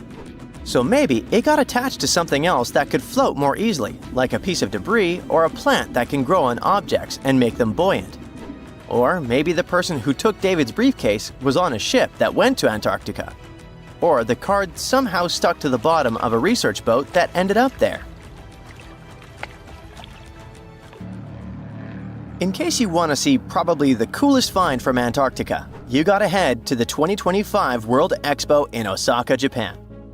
They'll display a meteorite the size of a rugby ball that came all the way from Mars. A Japanese research team found it in Antarctica in the year 2000. They believe a massive asteroid impact blasted the meteorite off its home planet before it traveled through space and landed on Earth. It's one of the largest Mars meteorites ever found, weighing 28 pounds. Scientists studied the gas inside the rock to confirm it's from Mars, and they also found special minerals inside that form when water is present. This means Mars likely had water a long time ago. So, studying the rock may help us learn more about whether life could have existed on a red planet. A team of sound experts found a huge underwater canyon in Antarctica, thanks to bad weather. They had to pause their work at the Casey Research Station. Instead of waiting around, they decided to use the unexpected free time to map the seafloor near Adams Glacier. And that's how they found a canyon that is almost 7,000 feet deep, almost 30,000 feet wide, and stretches over 28 miles away from the glacier. The icebreaker they were on uses a special tool called a multi-beam echo sounder. It sends out sound waves in a fan shape under the ship, then listens for the echoes to create a detailed map of the ocean floor. During the mapping, they discovered just part of the canyon before they had to return to the research station. But when bad weather returned, the ship went back and mapped even more of it. They were working among waves up to 13 feet high and winds up to 50 knots, but they still managed to get about 15 hours of data to complete their map. On their way back to Australia, they stopped one last time to fill in any missing spots on the map. This advanced mapping technology is helping scientists learn more about the history of glaciers and ocean interactions in Antarctica. A scientist was browsing through satellite images for brown trails of penguin droppings and found 4 new colonies of emperor penguins in Antarctica. This means there are now 66 breeding colonies for this vulnerable species. These new colonies likely have been around for years, though they're mostly small with fewer than 1,000 pairs of breeding penguins each. Some of these colonies are close to other penguin areas, like the one that's not far from an old research station that never reported penguins nearby. One of the new colonies was found close to a place called the Lazarev Ice Shelf, where there used to be a larger penguin colony. They thought this colony went extinct in 2019, but it seems the penguins have just moved a bit because of changing sea ice conditions. If we add the newly found penguins to the total population of this breed, it doesn't change the picture a lot. But it can help scientists see how emperor penguins adapt to the changing conditions. In the near future, humans extract ancient DNA from a long-extinct creature. They patch up the missing pieces with genes from a modern-day animal. Then, in a high-tech lab, they bring the species back to life. Sounds familiar? Well, yes, that's actually the plot of the original Jurassic Park. But the thing is, we're now living in the timeline where researchers are doing exactly that. Although this time, the star of the show isn't a raptor or a T-Rex. Believe it or not, scientists at Colossal Biosciences want to bring back the giant moa. Think of it as an ostrich, only twice as tall and way bulkier. It was a massive flightless bird that went extinct almost 600 years ago. The moa once roamed the forests of New Zealand, towering up to 12 feet tall with its neck stretched. This makes it the tallest bird to ever walk the planet. It weighed almost 500 pounds, but funny enough, that doesn't make it the heaviest bird that ever lived. That crown goes to Madagascar's elephant bird, but still, 500 pounds of bird is not something you want running at you in the woods. The giant moa didn't have wings or a beak built for battle, but it didn't need them. For thousands of years, it lived in peace because it had no natural predators, literally being the top bird. Well, almost. The only thing that could take down a moa was the Haast's eagle, a giant bird of prey with a 10-foot wingspan and claws like steak knives. That was the balance of nature, until people arrived. Around the 13th century, the Maori settled in New Zealand, and as humans do, they adapted quickly. The moa, big and slow as it was, became a crucial and probably delicious food source. Within just a few generations, the moa was gone, and not long after, so was the Haast's eagle. No more moa meant no more meals. It's just how nature and survival work. The Maori were skilled hunters, making a life in a new land. But their arrival marked a turning point in New Zealand's ecosystem, one we're still talking about today. The moa wasn't just big, it played a huge part in keeping forests healthy. Now, 600 years later, scientists want to recreate it using cutting-edge technology and ancient clues. But why go through all this effort to resurrect a bird that's been gone so long? Well, according to Colossal Biosciences, the same company behind those gene-edited direwolf cubs that we talked about before, it's not just about the wow factor. They say moas helped shape the landscape itself. In New Zealand, moas helped control vegetation and spread native plant seeds. They kept forests from becoming overgrown and unbalanced. Without them, some plants lost their main seed carriers, and invasive shrubs started to take over areas once kept in check. So the idea is, if we can't rewind the clock, maybe we can reboot the system. Introduce an animal that fills the same job that can help restore what's missing. Okay, but how do you bring back an extinct species? And is that even possible? Well, sort of. But not in the sci-fi clone a complete dinosaur way like in a movie. The original moa has been gone for centuries, and its DNA is damaged, degraded, and full of holes. So instead of making a perfect copy, researchers are going to remix, so to speak. They'll take whatever usable moa DNA they can find and patch the gaps using genes from its living relative, probably the emu. With a tool called CRISPR, which is like a Photoshop for genomes, they'll stitch it all together, tweak the embryo, and grow it in a lab. If all goes well, the result will be something that looks, walks, and stomps like a moa, but not exactly a genetic twin. It won't be a clone, and it definitely won't be 100% authentic. However, Colossal Biosciences says that's fine. If it behaves like a moa and fills the same job in the ecosystem, that's mission accomplished. So no, we're not recreating the past. Not literally. We're building something new that plays the same role. But here is where it gets interesting. Colossal Biosciences seems to be just getting started. They've got an entire extinction comeback roadmap in place. In addition to the giant moa, the company is also working on reviving the woolly mammoth, the dodo, and the thylacine, also known as the Tasmanian tiger. Each one vanished under different circumstances, but the goal is the same: to create a modern version that can fill the ecological gaps those animals left behind. Woolly mammoths were Ice Age elephants. They were befriending ground sloths and shaking the Arctic ground with each step, knocking down trees and flattening snow. During the Ice Age, this region wasn't the frozen wasteland we know today. It was called the Mammoth Steppe, a dry, windy grassland stretching from Spain to Siberia to Alaska, filled with cold, hardy grasses and scattered shrubs. Mammoths helped keep it that way. However, some scientists think that their disappearance may have turned open ecosystems into soggy, carbon-trapping wetlands. So now, the idea is to mix mammoth DNA with Asian elephants to create a fuzzy, cold-loving hybrid that could help the Arctic stay grassy instead of swampy. Maybe even help slow down climate change by keeping the permafrost frozen a little longer. The dodo bird is probably the most famous extinct animal in history. It lived on the island of Mauritius, where it ate fruit and helped spread seeds across the forest.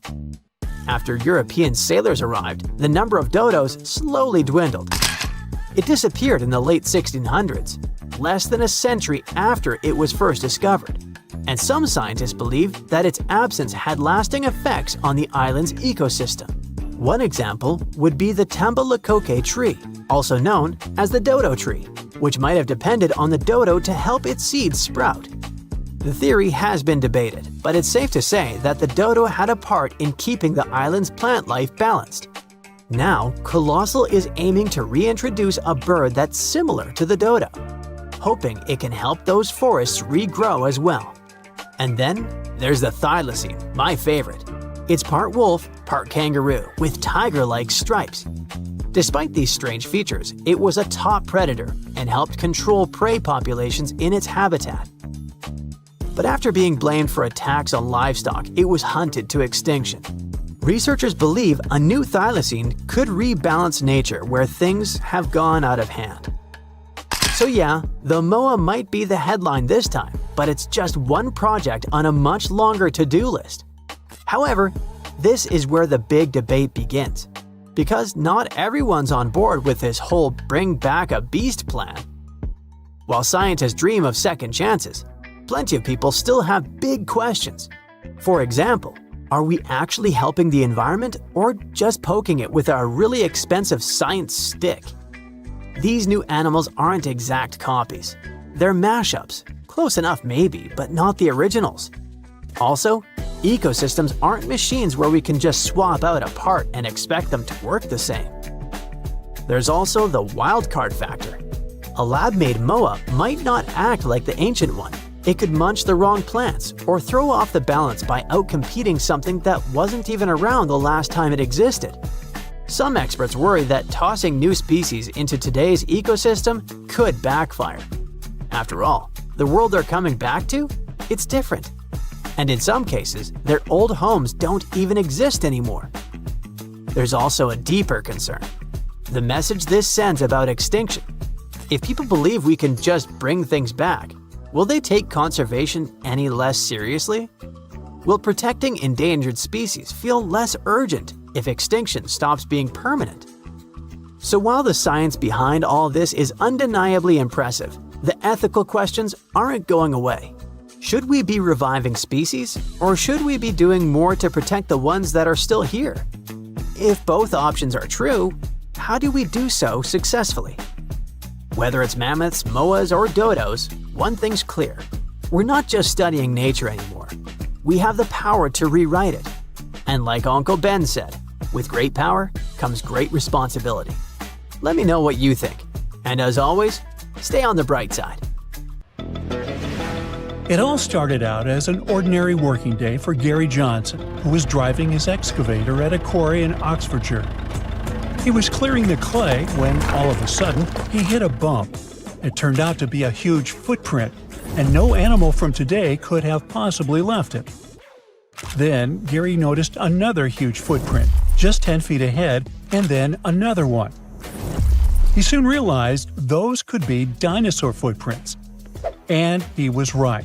There were a total of about 200 huge footprints from 166 million years ago, or the middle of the Jurassic area, crisscrossing the limestone floor. Scientists started digging at the location in June 2024. The longest trackways they found are around 500 feet long. It wasn't the first major discovery in the area. Back in 1997, they found 40 dinosaur tracks nearby while digging in a limestone quarry. This time, the team took 20,000 photos of the new prints and made 3D models using flying drones. In total, there were 5 pathways at that site. 4 of them were made by sauropods, which were huge plant-eating dinosaurs that walked on all 4 legs. Their footprints kind of look like giant elephant prints, only way bigger, because these dinos could grow up to 60 feet long, about 2 times as long as a London bus. The 5th track might have come from a megalosaurus, a carnivore. Its footprint looks like the kind you'd see in a cartoon. It's called a tridactyl, which means it has 3 big, clear toes. Hey, just like me. Kidding.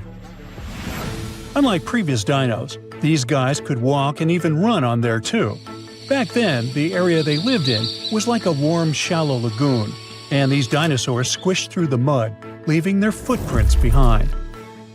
The footprints can help us learn how fast the dinosaurs moved, how they walked, how big they were, and what kind of environment they lived in. You can't learn all that from bone fossil records, which makes this discovery super important.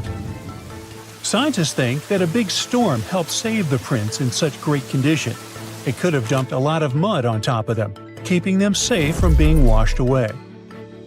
Just several months after the Oxfordshire discovery, scientists found over 260 matching dinosaur footprints more than 3,700 miles apart on different continents, in Brazil and in Cameroon. When they studied these prints, they realized they were about the same age and shape and came from the same type of land and plate tectonic contexts. Northeastern Brazil and what is now Cameroon in Africa is one of the last tiny land bridges where dinos could cross between the landmasses freely before the continent of Gondwana broke away completely, around 120 million years ago. Africa and South America started drifting apart around 140 million years ago, and the South Atlantic Ocean slowly filled the gap between them. As the land split, big basins formed, and rivers and lakes began to fill them up. The footprints were found in those very basins, on both sides of the ocean. Most of the prints were made by 3-toed theropods, which were meat-eating dinosaurs.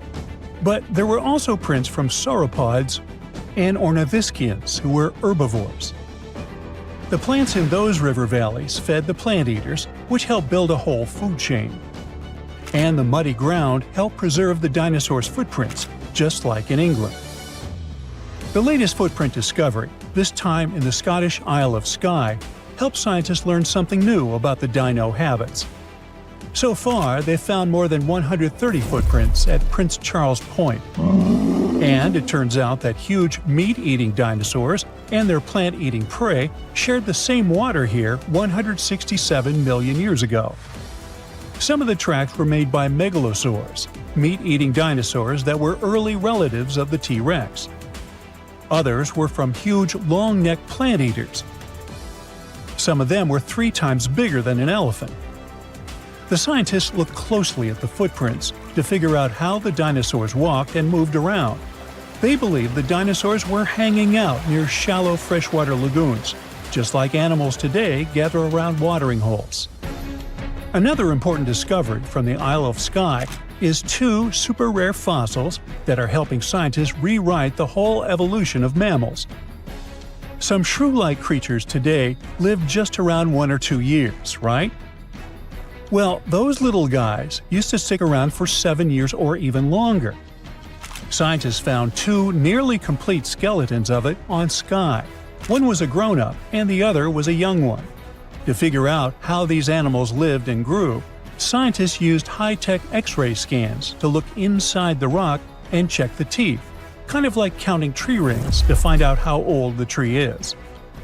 The younger creature was still changing to adult teeth, but was already about 2 years old, which is very unusual for small animals. It lived in the area during the Jurassic period, when Skye was warm, tropical, and full of shallow seas and thick forests. Back then, these tiny and strange early mammals were just starting to appear in a world ruled by dinosaurs. But they were the beginning of the long line of mammals that would one day include cats, whales, and humans. Scientists are learning about the final days of dinos from a new fossil site in Argentina. Most of what we know about the impact of that dramatic asteroid hit comes from North America, where T-Rex and Triceratops once lived. But now, we get to see what happened further south. The team of scientists working in a local quarry found bones from hadrosaurs, which are pretty rare in South America. Long ago, this desert area was warm and full of plants like ferns and palms. There was a stream flowing through wide flat lands, which helped bury and preserve the animals that lived there. Back in 2020, scientists were exploring the area when a paleontologist found a dinosaur foot bone. They kept looking even through heavy rain and discovered a whole group of fossils, not just from one dino, but from several of different ages, maybe even a whole herd. Another super important discovery here was a tiny mammal jaw with 5 teeth found just 2 hours after searching the site. The jaw came from a small plant-eating mammal. These creatures were about the size of a chipmunk and had very special teeth with ridges and grooves for chewing plants. This was the first time a mammal jaw had ever been found in that whole area, and it made scientists realize the site could tell them more than just dinosaur stories. The team also found a tooth from another dinosaur and a claw from a smaller predator. All the fossils found here could help answer some big scientific questions, like were the dinosaurs already slowly disappearing before the asteroid hit, like they probably did up north? And what happened to the animals that survived the asteroid hit? Several years ago, scientists found another fossil, this time encased in amber, that came back from a time when dinosaurs walked the Earth. The world looked very different, but it also had some surprising things in common with today.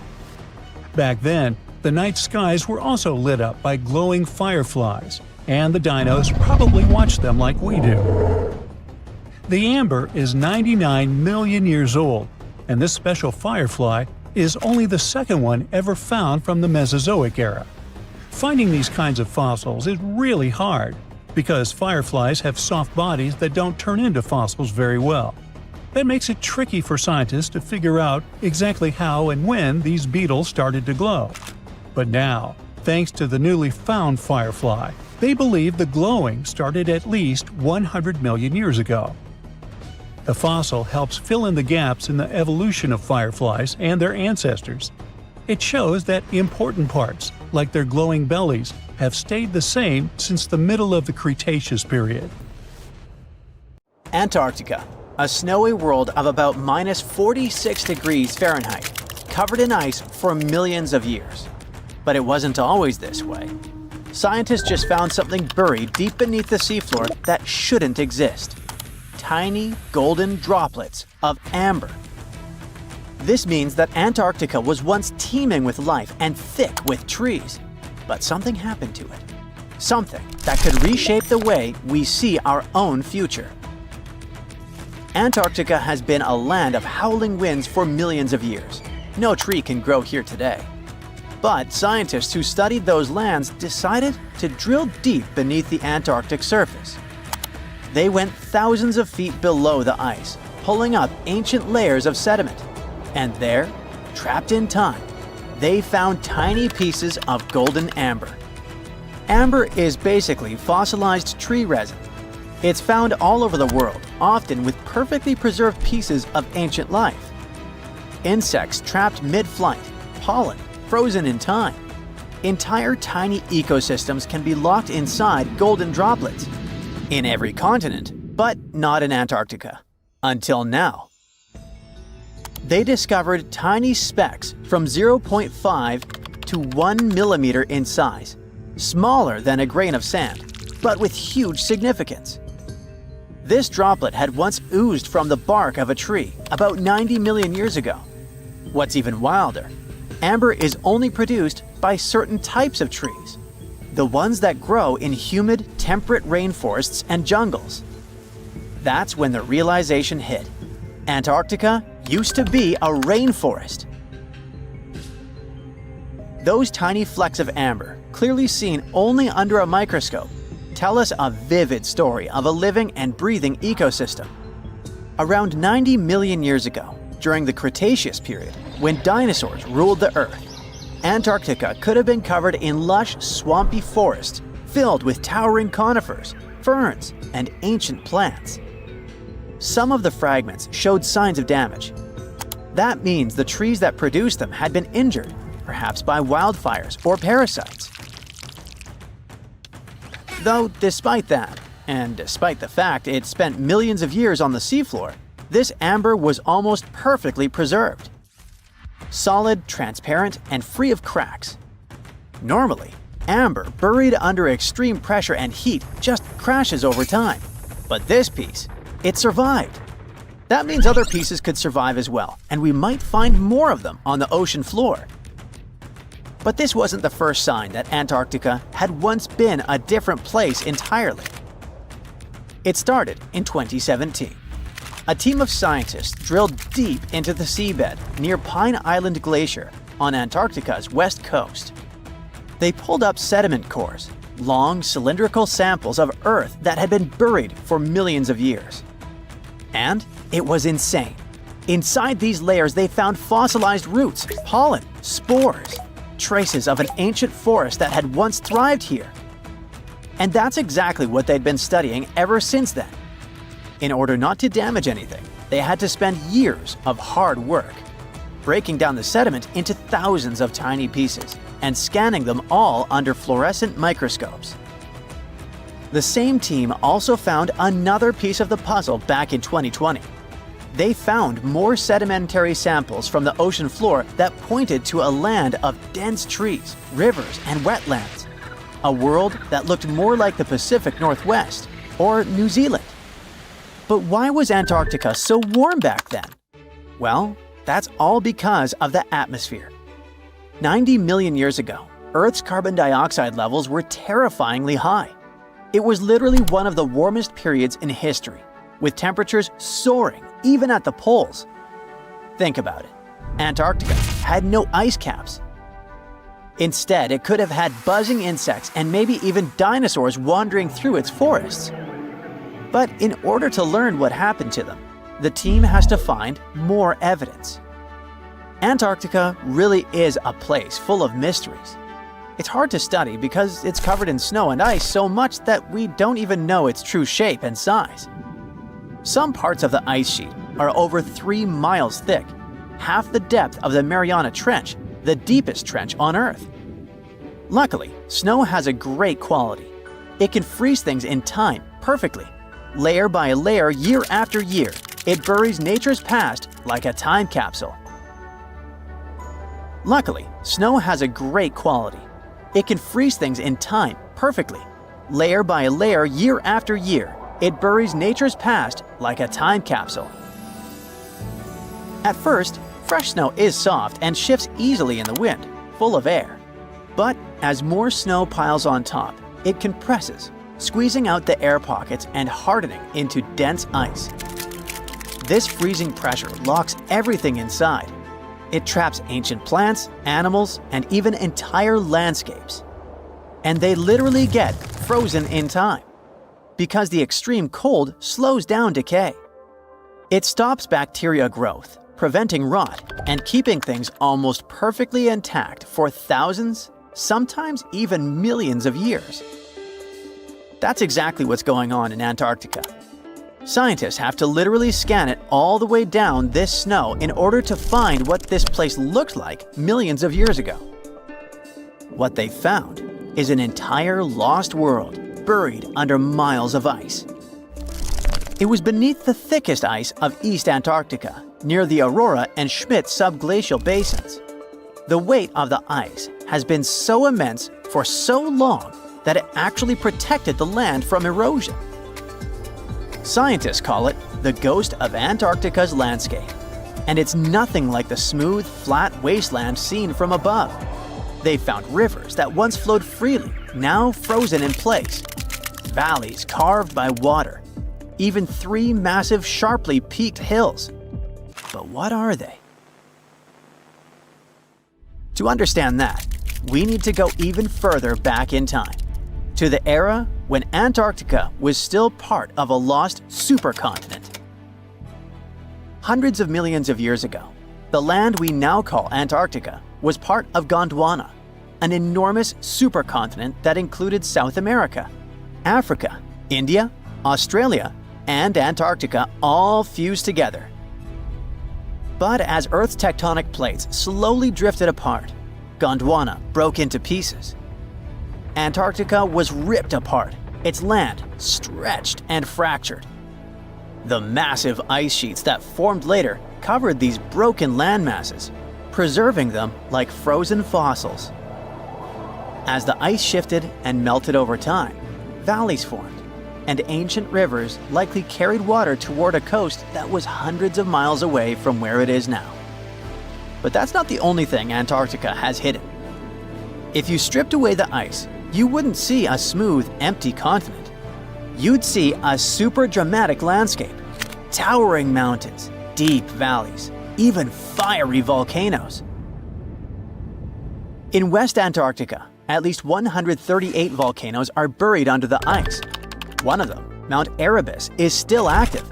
And inside, it has warm volcanic caves where you could walk in a t-shirt. Oh, and if it wasn't weird enough, Erebus is also spewing out gold. Yep, the actual tiny specks of gold from deep within the Earth. Scientists believe this happens because magma, the superheated semi-molten rock beneath the Earth's surface, carries liquid gold with it as it rises. Every single day, Erebus releases about 0.2 pounds of it. That's worth around $6,000 per day. In a year, that adds up to 64 pounds, or more than $2 million, floating into the sky. Unfortunately, before we grab shovels, we gotta remember that those are just microscopic particles. They're often smaller than 60 micrometers, thinner than a human hair. Not even mentioning that they're scattered around up to 620 miles away from the volcano itself. Finding them is nearly impossible. But that just shows that even in such a harsh place that looks just like a white desert, there are still many fascinating mysteries to discover. For example, somehow, life still clings there. In 2017, scientists drilled deep beneath the ice of the Ross Ice Shelf looking for water. But they found something fantastic instead. A river hidden beneath 1,640 feet of ice, running through the dark. And inside it, hundreds of tiny shrimp-like creatures. They swarmed around the camera, blocking the lens, welcoming the scientists. In deep caves beneath the ice, DNA evidence has also shown traces of moss, algae, and possibly even unknown tiny animals. So, turns out, even in one of the harshest places on Earth, life finds a way. And who knows what else we'll discover in the South Pole. So, there's a mysterious doorway in the middle of Antarctica. Some people think it's Bigfoot's vacation home, or a shuttlecraft from Star Trek, or maybe a door to Agartha, a mythical kingdom some people believe is located in the center of the Earth. Well, the scientists debunked all these poetic theories and explained that what looks like a mysterious doorway is located in an area of fast sea ice. It's offshore of the coast and is full of little islands with shallow water around them. When ice flows around hard rocks hidden underneath, it can create patterns that look odd but are totally normal. In this spot, the ice is thin, so the rocks underneath have a big effect on how the ice moves. The cold winds in Antarctica also shape the ice and snow and make it look like they're lines and shapes. So, the mysterious doorway is just a rocky ridge poking out because the ice has melted a little. The top of the doorway is the tip of the rock, and the sides are snowy trails left by strong winds blowing in the same direction. It's essentially an iceberg that got stranded and is melting in one place. One YouTuber found another out-of-place mysterious object more than 150 miles off the shore of Antarctica, a 400-foot-long ice ship. The internet went wild with theories like that the ship must have ended up there right from the Bermuda Triangle. But there was no scientific proof that it was a ship and not just a large chunk of ice. And once some other internet users revisited the place, they noticed the ice melted in the summer and the hypothetical ship was gone. Another mysterious Google Maps find in Antarctica was a pyramid. And before you make up an exciting theory about how the ancient Egyptians built a secret base here, I have to tell you it turned out to be just a mountain. It's part of the tallest mountain range in Antarctica that stretches for almost 250 miles. It's not the first pyramid on this continent, as explorers from the British Antarctic Expedition found another unusually shaped mountain and nicknamed it the Pyramid. But this one didn't even have a pyramid shape. Here's one Antarctic find that definitely won't disappoint you: a giant ice shelf that reminded scientists of the Grand Canyon. A special submarine robot named RAN covered over 600 miles under the thick ice and brought back some amazing footage of icy mountains, valleys, flat plateaus, and swirly patterns made entirely of ice. One of the strangest things RAN found was giant bowl-shaped holes, or scoops, in the ice. Sadly, scientists lost track of the robot. They think that curious Wendell seals may have accidentally bumped into RAN and caused it to get stuck. To save energy, RAN probably shut itself down, and the scientists couldn't find it again. But the team is hoping to build a new robot and continue exploring this icy canyon to see how the patterns under the ice might change over the years. Another huge Antarctic canyon was found thanks to bad weather. A team of sound experts had to pause their work at the Casey Research Station in a storm. Instead of waiting around, they decided to use the unexpected free time to map the seafloor near Adams Glacier. And that's how they found a canyon that is almost 7,000 feet deep, almost 30,000 feet wide, and stretches over 28 miles away from the glacier. During the mapping, they discovered just part of the canyon before they had to go back to the research station. But when bad weather came in again, the ship went back and mapped more of the canyon. They were working in waves up to 13 feet high and super powerful winds, but they managed to get about 15 hours of data to complete their map. On the way back to Australia, they stopped one last time, and now they've got a full picture of the canyon. Studying it is helping scientists learn more about the history of glaciers and the interaction between the Antarctic ice sheet and the ocean. Now, there's a frozen lake in Antarctica called Lake Enigma. For a long time, people thought the lake was completely frozen solid. But during one expedition, researchers found that under the thick ice, there was a layer of liquid water about 40 feet deep. To learn more, they drilled through the ice and sent down a camera to explore what was hiding in the lake's depths. The lake's water, which they think comes from the nearby Amorphous Glacier through a secret underground pathway, was filled with strange microbial life. These tiny microbes lived in mats that covered the lake bed. Some of the mats were thin and spiky, and others looked like crumpled carpets, or even small tree-like shapes that grew up to 16 inches. Many of the microbes could make their own food through photosynthesis, just like plants do, and it gave the lake a high amount of oxygen. One of the coolest discoveries was a type of microbe which usually lives in low-oxygen places.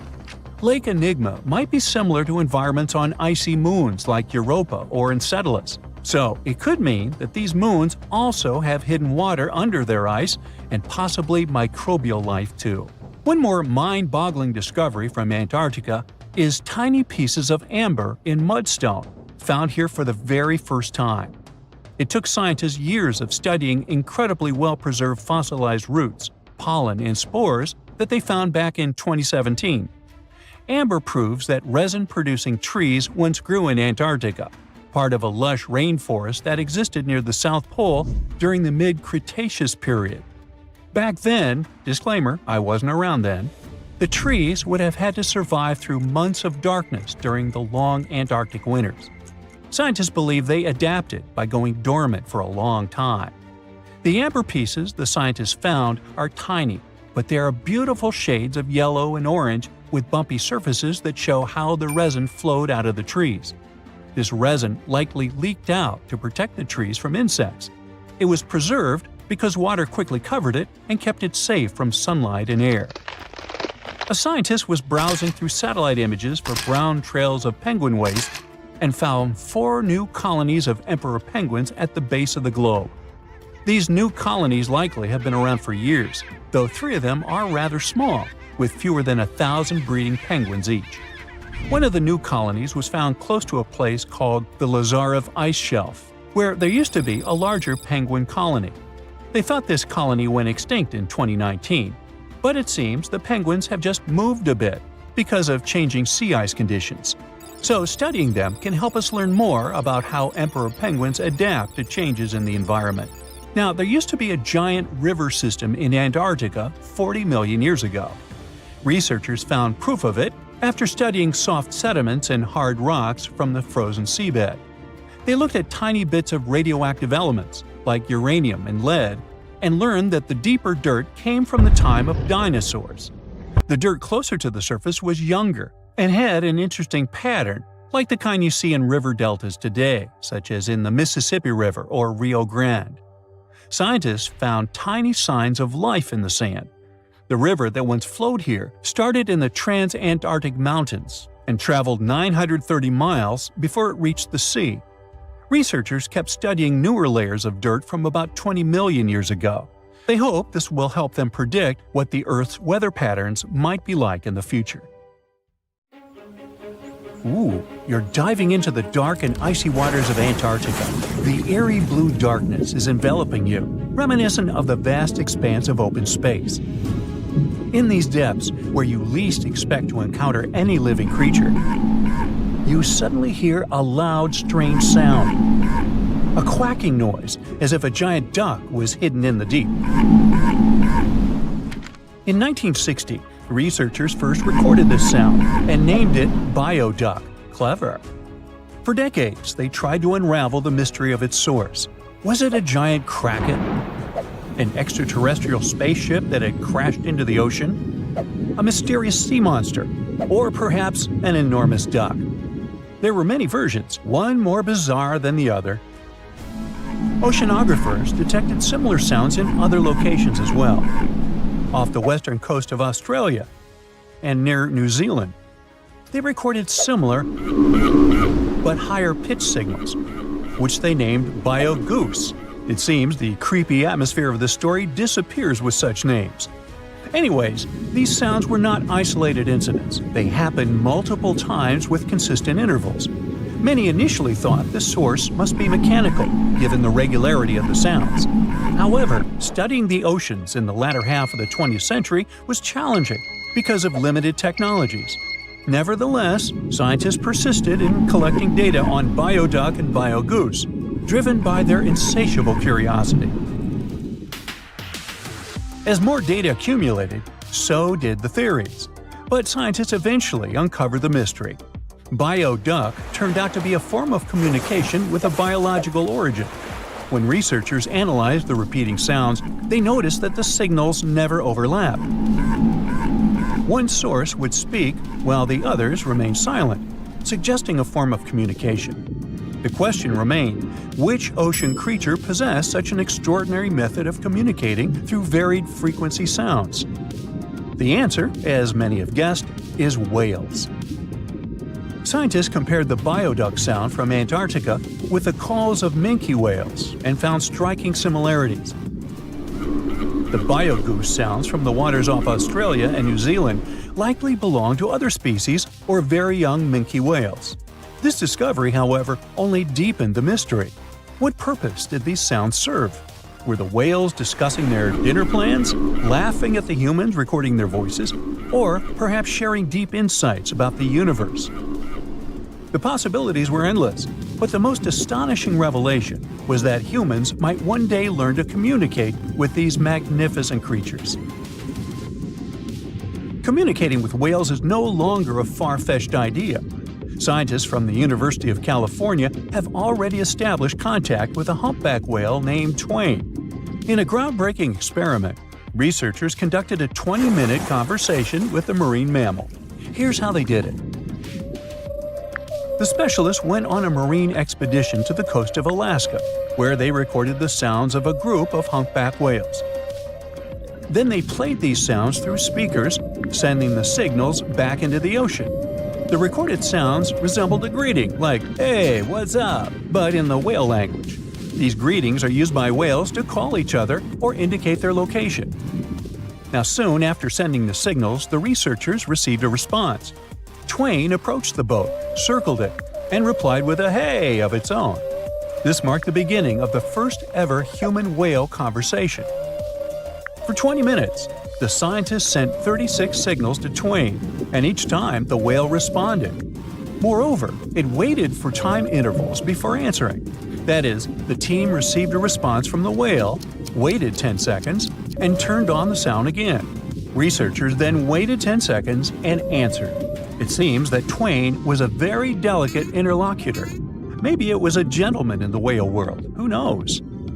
Or maybe it was simply intrigued by the unusual interaction. The signals used in this communication belonged to a group of whales that included Twain. It's likely that the researchers had recorded Twain's own sounds and used them to communicate with it. In a sense, Twain was conversing with itself. Now let's continue our journey and venture into the deepest oceanic trench on Earth, the Mariana Trench. A quick reminder, the Mariana Trench is a colossal chasm in the ocean floor, stretching over 1,500 miles south of Japan and reaching a depth of nearly 36,000 feet at its deepest point. To put that into perspective, the height of the Burj Khalifa, the world's tallest building, is like 1/10 of the Mariana Trench's depth. Now imagine this.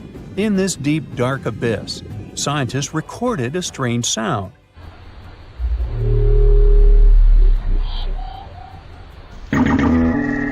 Unlike bioduct, this sound resembled something from a science fiction movie, a low rumble, followed by a metallic ping, reminiscent of the sounds made by spaceships in sci-fi movies. Researchers named this mysterious phenomenon biotwang noises.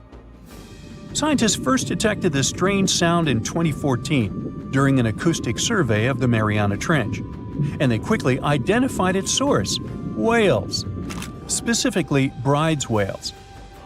Using artificial intelligence, researchers analyzed around 200,000 hours of audio recordings from the ocean and found matches with a group of Bride's whales.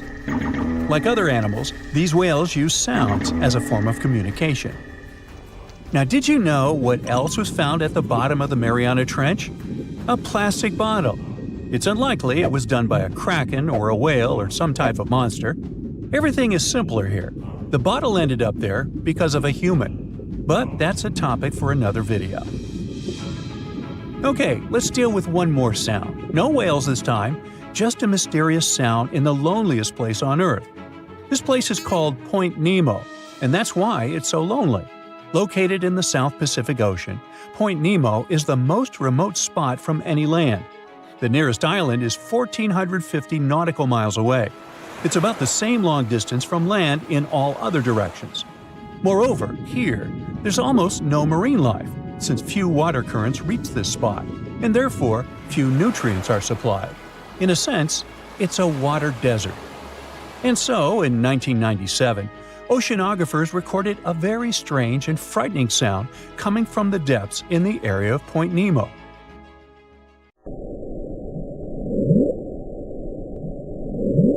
It was something gigantic and scary. People called it the bloop. As soon as journalists found out about this phenomenon, people around the world began to invent the most fantastic versions. The most popular of them was that the sound source was a giant sea monster, kraken, or some other creature. The hype around the bloop didn't last very long. Scientists managed to find out the nature of the mysterious noise. It turned out it belonged to an iceberg. When they crack and collapse, they create powerful ultra-low frequency sounds that can be heard from a very long distance. To confirm this version, scientists recorded the sounds of other icebergs and heard something similar to the bloop. Oh, by the way, Point Nemo is so lonely that space agencies drop out-of-service satellites here. Space objects just fall in the water. There's a 99% chance that no animal or human will be harmed by falling debris in this lonely place. That's why many people call it the satellite cemetery. But what if, someday, a spaceship from another planet falls here? What if it has already fallen in Point Nemo and sometimes emits an emergency signal that breaks through the ocean? Ooh. All the mysteries you have heard have already been solved. How about we end this video with a mystery that still baffles scientists? Meet upsweep.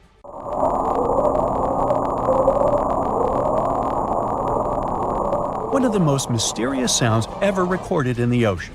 It's not just noise, it's a series of short ascending tones repeated at intervals of several seconds. It was first discovered in 1991 using hydrophones installed in the Pacific Ocean. At first, oceanographers suggested that upsweep could be associated with volcanic activity or underwater earthquakes. But the seasonal nature of the sound and its intensity change depending on the time of year, which rules out these versions. People began to consider hypotheses related to the biological life of the ocean. They studied the migration routes of marine animals and their behavior at different times of the year. However, despite all efforts, the sound source has not been identified. Some studies suggest that upsweep may be associated with certain species of fish or other marine animals that make sounds for communication or navigation, but no one has been able to prove it. In 2012, a scientific expedition to Antarctica was nearing a groundbreaking discovery. After drilling 2 miles into the thick ice, scientists were just inches away from reaching water that hadn't seen sunlight in 20 million years. This pristine water, untouched by the outside world for millennia, could hold unimaginable secrets about the past and the history of life on Earth. But as they neared the water's surface, communication with the team suddenly went dark. 5 days later, 2 of the scientists were found dead, and the official report stated their deaths were caused by hypothermia. However, there was a witness who suggested that the story was far more complicated than it appeared. Antarctica is unique in many ways.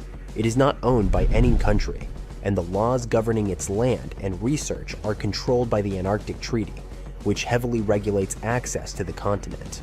Visitors are restricted to specific zones, and they are required to be accompanied by an approved escort to ensure they don't stray into areas that are off limits. While these regulations are presented as measures to protect the fragile environment of Antarctica, many insiders believe there is another, far more sinister reason for the strict control. Something dangerous and far-reaching lies buried beneath the ice. In February 2021, a chilling image appeared on the paranormal board of 4chan.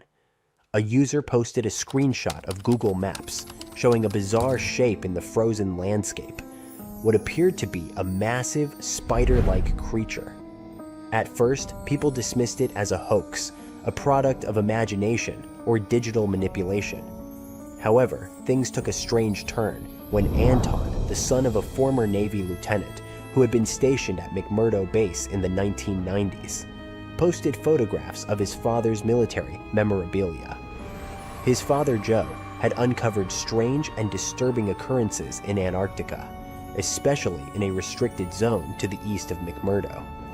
Joe had attempted to inquire about the area, but he was met with resistance and told that the information was classified. Anton revealed the coordinates of the location, which, when checked on Google Earth, displayed blurred images. Joe's first night at McMurdo was marked by a mysterious event that would haunt him for years. Soldiers arrived at the base carrying a man who was critically injured. The injuries were too precise, too unnatural for a simple animal attack, and the soldier who brought him in was in a panic. The soldier muttered something about releasing something we shouldn't have. When Joe pressed for more information, he was met with hostility, and a gun was pointed at him. The soldiers refused to speak further on the matter. This encounter was only the beginning of Joe's unsettling experiences at the base. By the early 2000s, reports started emerging from a Japanese ship patrolling the Antarctic waters. The crew claimed to have spotted what they initially thought was an iceberg, until it began to move. The object, which was 60 feet long, had pale skin and large black eyes, features that seemed otherworldly. Some of the crew reported seeing arms, hands, and fingers on the creature, while others insisted it had a long tail resembling a mermaid's. This mysterious creature, later dubbed Nano, would occasionally surface to observe the ships before vanishing again into the icy depths. In 2007, a satellite image surfaced, showing something large moving beneath the water near the Antarctic coastline. Cryptozoologists and conspiracy theorists alike were quick to speculate that this could be an intelligent species, long hidden from humanity in the frigid, dark depths of the Arctic oceans. Some even suggested that it might be the product of a secret, sinister genetic experiment, a hybrid of whale DNA and human genetics, designed to create a creature with abilities far beyond anything nature had intended. As Joe continued his investigation at McMurdo, he began to notice an increasing number of soldiers arriving with strange, precise injuries. These wounds, too perfect to be the result of animal attacks, were attributed to encounters with creatures known as striders. The striders were massive, terrifying entities capable of leaping across the icy terrain in incredible bounds. As Joe dug deeper into classified files, he discovered links between Antarctica and secret military operations. It appeared that the striders were part of a covert project that involved breeding super predators, creatures designed to carry out specific, highly dangerous missions, including human trafficking. The secret research facilities that Joe uncovered were breeding these creatures in hidden laboratories deep beneath the ice. Joe's investigation revealed that the goal of this breeding program was not just to create a terrifying monster, but to use it as a tool for trafficking humans across borders. He uncovered evidence of a global human trafficking network, with shipments of people being sent to various parts of the world. This secret operation, which had connections to powerful governments and organizations, was operating under the radar, its full scope hidden from the public eye. In 2017, researchers studying Lake Vostok, one of the largest subglacial lakes in Antarctica, discovered DNA samples that suggested the presence of a life form with intelligence far beyond that of any known species. The creature, known as Organism 46b, was captured temporarily by a Russian research team, and its abilities were nothing short of astonishing. The creature could disable security systems and even change its shape, adapting to its surroundings. This was not just an ancient predator. It had evolved into something far more dangerous than anyone could have imagined. The official Russian report, which claimed the research was focused on studying bacteria, failed to mention the true nature of the creature. Later, the records were erased, and any trace of the creature was scrubbed from the official record. But Joe's investigation didn't end there. His quest for the truth led him to a hidden journal that described the Striders' terrifying abilities in even greater detail. As Joe pieced together the information, he uncovered evidence of a secret alliance between the US, China, and Chile, working together to create a monstrous army of these creatures. The Striders were designed for very specific missions, including targeted human trafficking. Joe's investigation revealed that this network of operations extended far beyond Antarctica, connecting secret laboratories, military bases, and underground tunnels that span the globe. After Joe's untimely death, his son Anton discovered his father's old computer, filled with files that could expose the truth. Anton began the long process of recovering the lost data, but he quickly learned that others who had tried to reveal the secrets of Antarctica's hidden operations had been silenced.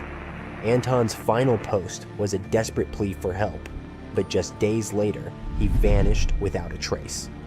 The government has since scrubbed all images and data related to these discoveries, but many believe that the dark network of creatures and secret operations still exists beneath the ice, its reach extending into every corner of the world. The full extent of what lies beneath Antarctica's frozen surface may never be fully understood. Some believe that there are forces at play far beyond human comprehension, hidden in the cold depths of the continent. Whether these creatures are the result of nature, genetic experimentation, or something else entirely, one thing is certain: the mysteries of Antarctica are far from solved, and the truth may be far more terrifying than we could ever imagine.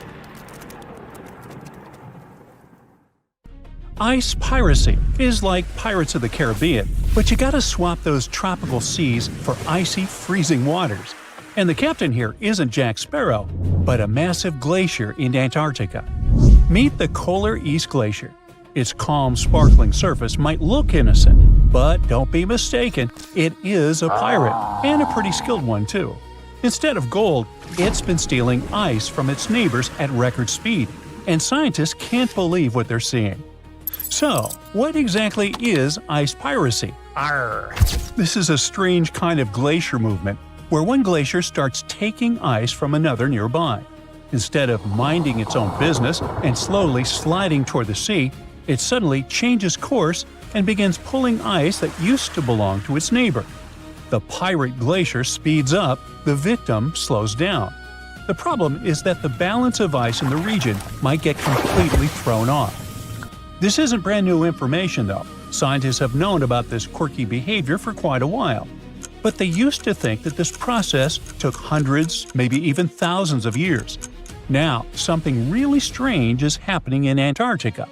We're seeing, for the first time ever, a glacier pirate in action, and it's moving much faster than anyone expected. It all started when researchers from the University of Leeds began looking at satellite images taken between 2005 and 2022. They wanted to analyze the rates of flow from 8 ice streams in West Antarctica. And yes, glaciers do move. Think of them as huge piles of snow that have turned into solid ice over time. This ice slowly changes shape, shifts, and moves. That's why glaciers are often called rivers of ice, because they flow, for real. Gravity is what makes it happen. The ice slowly slides and deforms under its own weight, thanks to the pull of gravity. And when it comes to glacial movements, they can either advance or retreat. If more snow and ice build up and melt away, break off, or evaporate, a glacier will advance. But if it loses more than it gains, it will retreat. Oh, and glaciers also move at different speeds, depending on things like the slope of the land beneath them. But if that flow starts speeding up, well, that's bad news for coastal communities all over the world, because that means more ice is moving from land into the ocean, which contributes to Antarctic ice loss and, eventually, sea level rise. Now, back to the recent ice research in Antarctica. The team calculated ice velocity using a tracking technique that measures how visible features, like cracks or rifts on the ice surface, shift over time. And they found that 7 of those 8 Antarctic glaciers had sped up. On average, they've doubled their speed since 2005. Given the impacts of how Antarctica's climate is changing, warming up more and more each year, this doesn't really come as a surprise. But here's something strange. One glacier, just one, slowed down. We're talking about the Colony Glacier. It slowed by about 10% over the study period. But how can a massive chunk of ice just hit the brakes, so to speak? To figure that out, researchers looked at its surroundings, and there it was, the culprit, the Colony Glacier. Experts think Colony slowed down because it's flowing toward its pirate neighbor, Captain Colony. That one's moving much faster. In fact, it's one of the fastest glaciers in the area. Its speed has been increasing by about 105 feet every year over the study period. Okay, that might sound slow, even for a tortoise. But for a glacier, that's disturbingly fast. Colony is the Usain Bolt of ice chunks, and that's not even the most impressive part. The strange thing is that it changed its flow direction. Instead of moving straight ahead like it used to, it's now turning towards its neighbor, Colony, and pulling ice from it.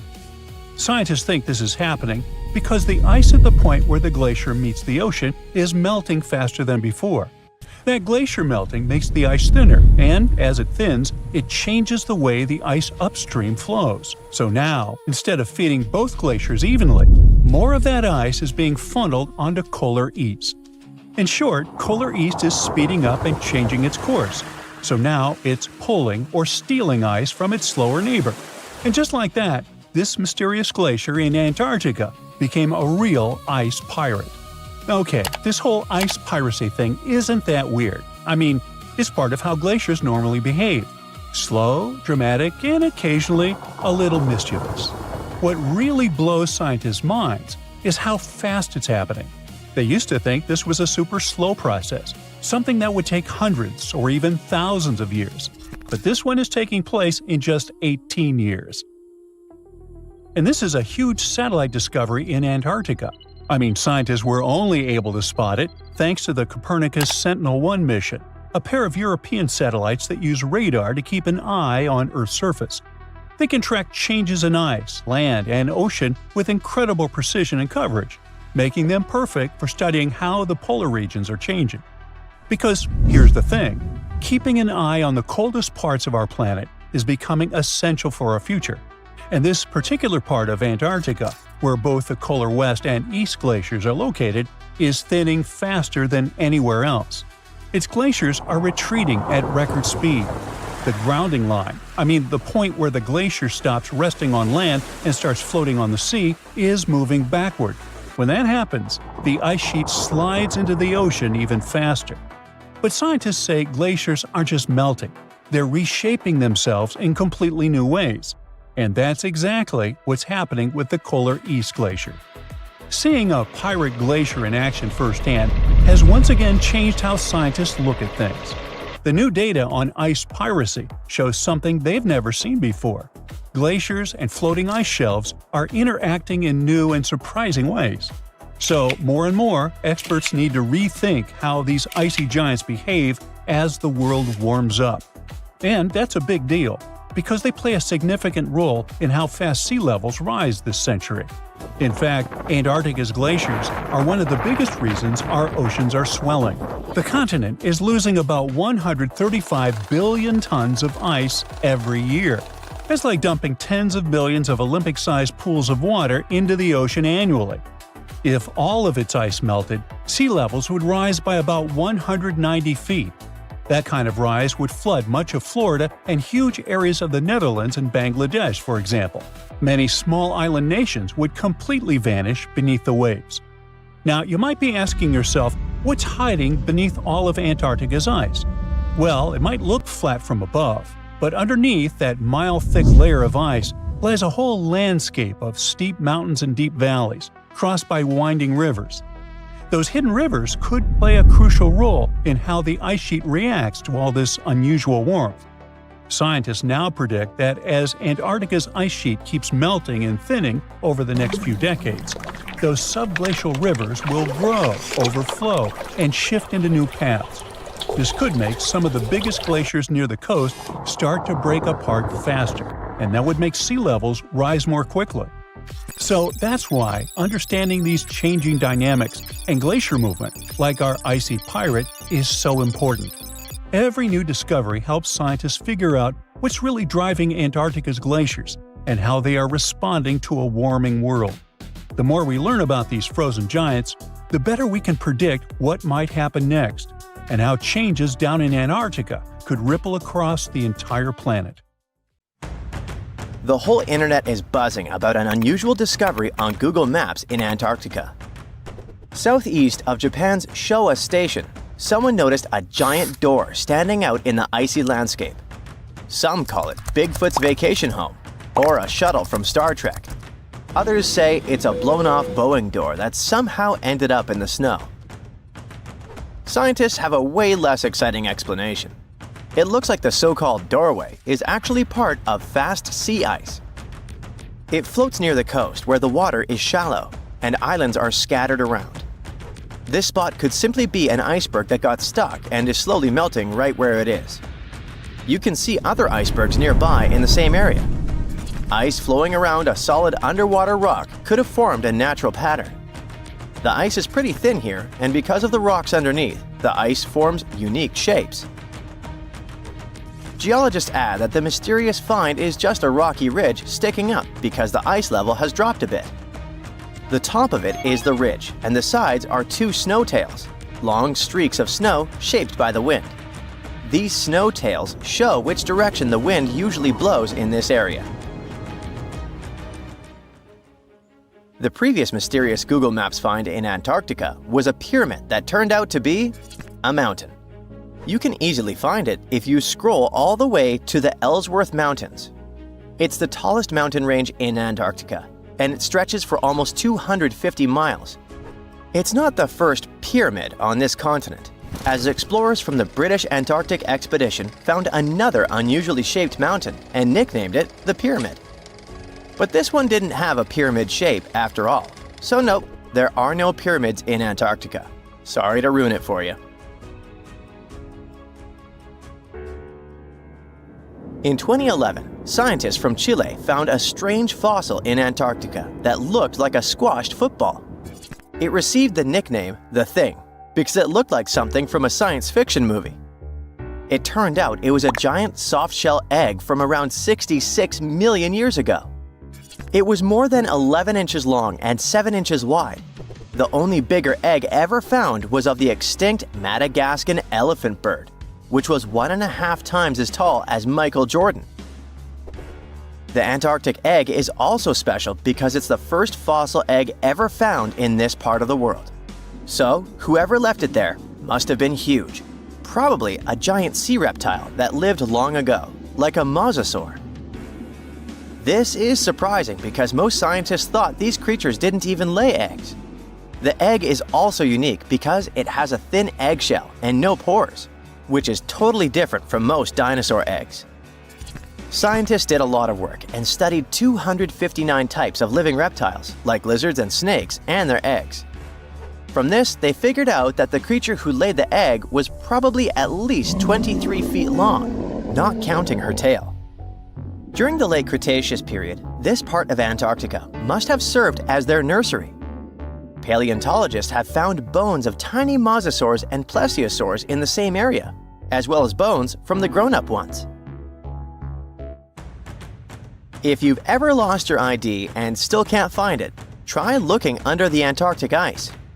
Well, at least it worked for a man who was reunited with his security access card after 21 years. Rod Budd, a technician studying sea life on the Antarctic seafloor, spotted the card while he was diving at a place called Cape Evans. Rod thought it might be a credit card, so he put it in his pocket and kept working. When he took a closer look, he realized it actually belonged to someone named David McCaw. The card stayed with the Research Institute where Rod worked for 8 more years, until they finally managed to find David. It turned out that he had never been to Antarctica. In 2003, someone broke into his car in Wellington, New Zealand, and they tossed the contents of his briefcase into the harbor.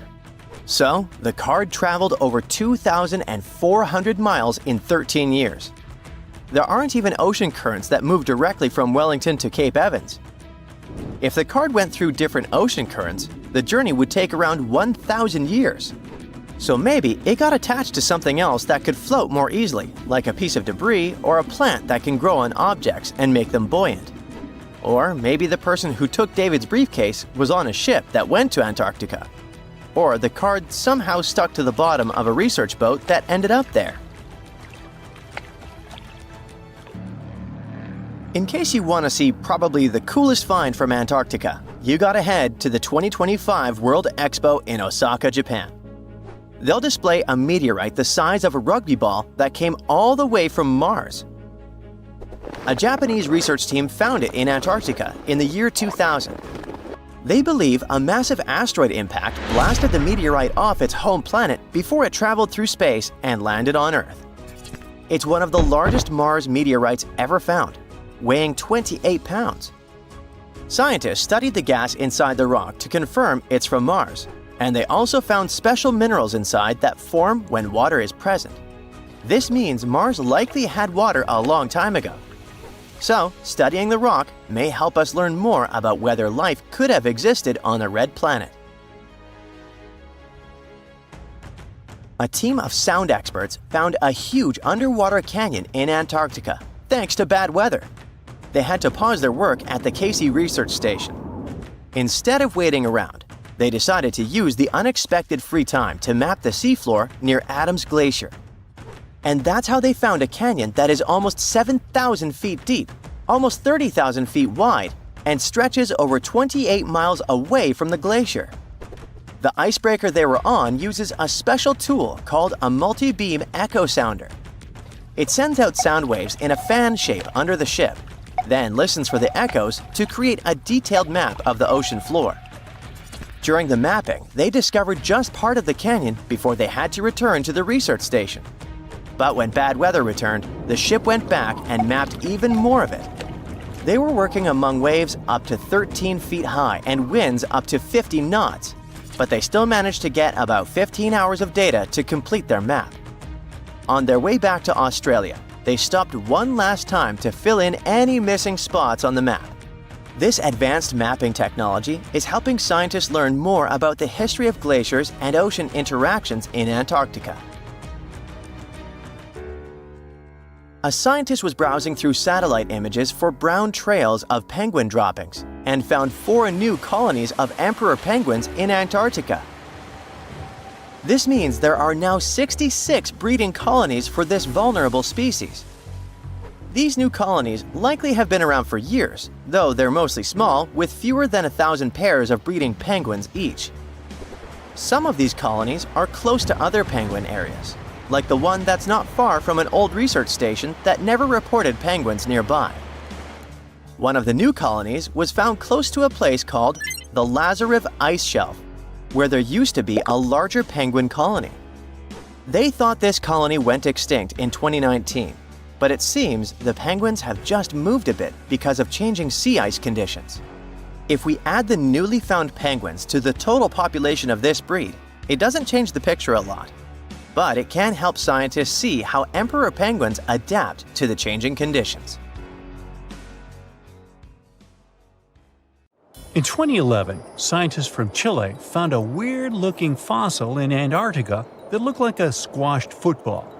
Almost 10 years later, the rock just sat on a shelf in Chile's National Museum of Natural History with no specific label. It went by The Thing in the museum because it looked like something from a science fiction movie.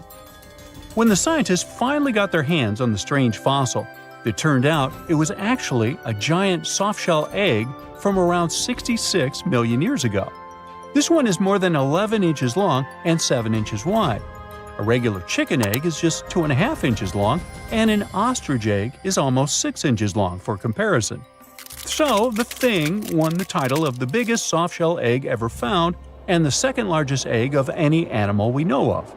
The only bigger egg that was ever found was that of the extinct Madagascan elephant bird, which is also 1.5 times as tall as Michael Jordan. The bird, not the egg. The Antarctic egg is also special because it's the first fossil ever found in this part of the world. So, whoever left it there must have been one big creature, probably a giant sea turtle that lived long ago, like a mousosaur. This is surprising because most scientists thought these creatures didn't even lay eggs, so this discovery could change what we know about them. The egg is also unique because it has a thin eggshell and no pores, which is totally different from most dinosaur eggs. It actually looks more like the eggs of lizards and snakes, but it came from a giant creature related to these animals. No known dinosaurs or flying reptiles from that time and place were big enough to lay such a huge egg, so it must have been a mosasaur after all. But we can't be 100% sure. Scientists did a lot of work and studied 259 types of living reptiles, like lizards and snakes, and their eggs. From this, they figured out that the mommy who laid the egg was probably at least 23 feet long, not counting her tail. During the late Cretaceous period, this part of Antarctica might have been like a nursery. Paleontologists have found bones of tiny mosasaurs and plesiosaurs in the same area, along with bones from the grown-up ones. Archaeologists in Norway made another cool but literally discovery and found dozens of arrows that had been hidden in ice for 6,000 years. They were melting out of a large ice patch in the high mountains, covering an area of about 45 football fields. In 2014 and 2016, when the summers were extra warm, Scientists went to an ice patch called Langfoni to look around. They also found lots of reindeer bones and antlers there. Some of the arrows were whole and some in pieces, along with 5 arrowheads around the melting ice patch. This is more arrows than have been found at any other frozen site in the world. Some of the 68 found arrows date back to the Neolithic period, and the newest ones are from the 14th century of the Common Era. Ice is like the perfect time machine that can preserve whatever ends up there in an almost perfect condition. Langfoni became famous as one of the first ice patch sites after a local hiker found a 3,300-year-old leather shoe right next to its edge. Scientists are studying places like this to understand how people use these sites and how the ice patches from Norway to North America changed over time. Now, once upon a time, around 32,000 years ago, to be exact, a squirrel buried some seeds near a river in Siberia. Am I the only one getting the Ice Age vibes? Anyway, these seeds belong to a plant with cute white flowers. Thousands of years later, a group of scientists found these seeds buried deep in the frozen ground, about as far down as a 12-story building is tall. The seeds were surrounded by ice and bones of animals, like mammoths, bison, and woolly rhinoceroses. The mature seeds had been damaged, maybe by some squirrel, but some of the younger seeds still had good plant parts inside them. The scientists carefully took those out and put them in small containers to help them grow. And here comes the coolest part. They were able to grow the plants. Their flowers were shaped a little differently from the flowers of the same plant that grows today. After a year, the Ice Age plant even made new seeds. Based on this, the scientists suggested that permafrost could be a depository for an ancient gene pool, and we could find extinct species there and bring them back to life. Scientists on an icebreaker in Antarctica were looking for whales, but found something way more unusual. The camera behind the ship, which is as heavy as a car, detected 16 million ice fish nests on the floor of the Weddell Sea. The nests were located about every 10 inches in all directions and covered an area of 93 square miles, which is slightly bigger than the whole of Washington, D.C. The colony even had a distinct border, which was a line in the sand. The scientists were in the area because they were studying a special spot in the ocean where the water was a little warmer than the water around it. In this warmer water, they found tiny animals called zooplankton near the top. When the young ice fish hatch, they swim up to this area to eat the zooplankton before going back down to the seafloor to grow up and have their own offspring. Since there was so much food, it made sense to see ice fish in this warm water. But they didn't expect to find such a huge number of ice fish nests, much more than anyone had ever seen before. New Zealand's Antarctic Heritage Fund found some old photo negatives in a hut in Antarctica. They turned out to be unique images from the Ross Sea Party. It was a famous failed expedition led by Ernest Shackleton. He wanted to become the first person to cross Antarctica by land, from the Weddell Sea to the Ross Sea, passing through the South Pole. But things went wrong when their ship, the Aurora, was blown out to sea. They had to use the hut from another explorer, Captain Robert Falcon Scott. His goal was to be the first person to reach the North Pole, but sadly, he didn't succeed either. The negatives were made of cellulose nitrate and were found stuck together in the small box. The Trust took the negatives back to New Zealand, where they carefully separated them and discovered 22 hidden images. Many of the photos were damaged, but the Trust could still recognize some familiar places around McMurdo Sound, a well-known area in Antarctica. No one knows for sure who took the pictures. In December 2021, some scientists noticed a strange mark on the Larsen Ice Shelf, a giant sheet of ice off the eastern coast of Antarctica. They thought it might be a river flowing under the ice, so they drilled down over 1,600 feet to check it out. They expected to find water, but they didn't expect to see that the water was full of fast-moving creatures called amphipods. The scientists also found that the water in the underground river had unusual layers of currents moving in different directions, which they still don't fully understand. Another surprising thing happened during their research. On December 20th of the same year, a volcano erupted far away in Tonga, and the pressure waves from the eruption were detected all the way down in the ice river in Antarctica. It shows how everything on our planet is connected, even in the most distant places. The coldest part of our planet, Antarctica, keeps surprising us. Take a look at this waterfall named Blood Falls. Reddish water falls from the white ice. Scientists concluded that the color is related to iron. The water coming from the glacier oxidizes and rusts when it's exposed to oxygen, and the red color occurs. Step on Mount Gandig. It lays eggs. Well, maybe not real eggs, but the stones certainly look like dinosaur eggs. That's why the mountain got its fame. The, let's call them stone eggs, formed in one part of the mountain over 500 million years ago.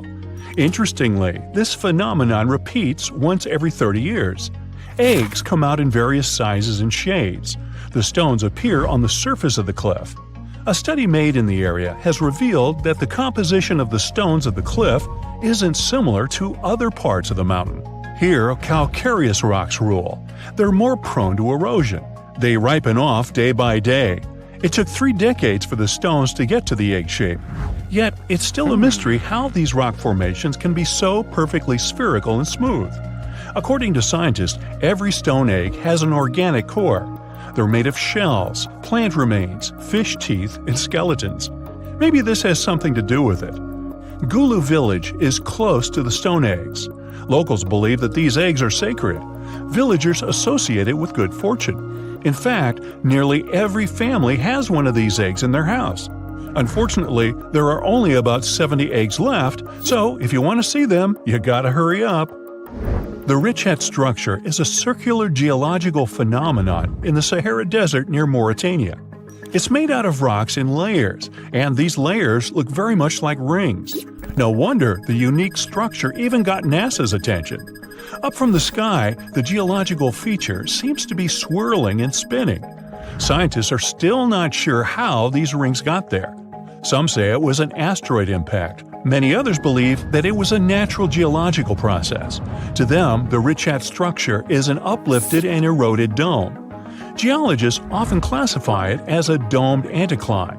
The scientists discovered that the rocks at the center are older than the ring-shaped outer rocks, so it seems like the stones have been eroded to flat rock layers. Anyway, there's no valid explanation for this phenomenon, and the 28-mile-long mystery of the Sahara is still to be solved. Number 4 is Rapa Nui, or Isla de Pascua, but I bet you know it as Easter Island. Yeah, it's got 3 names.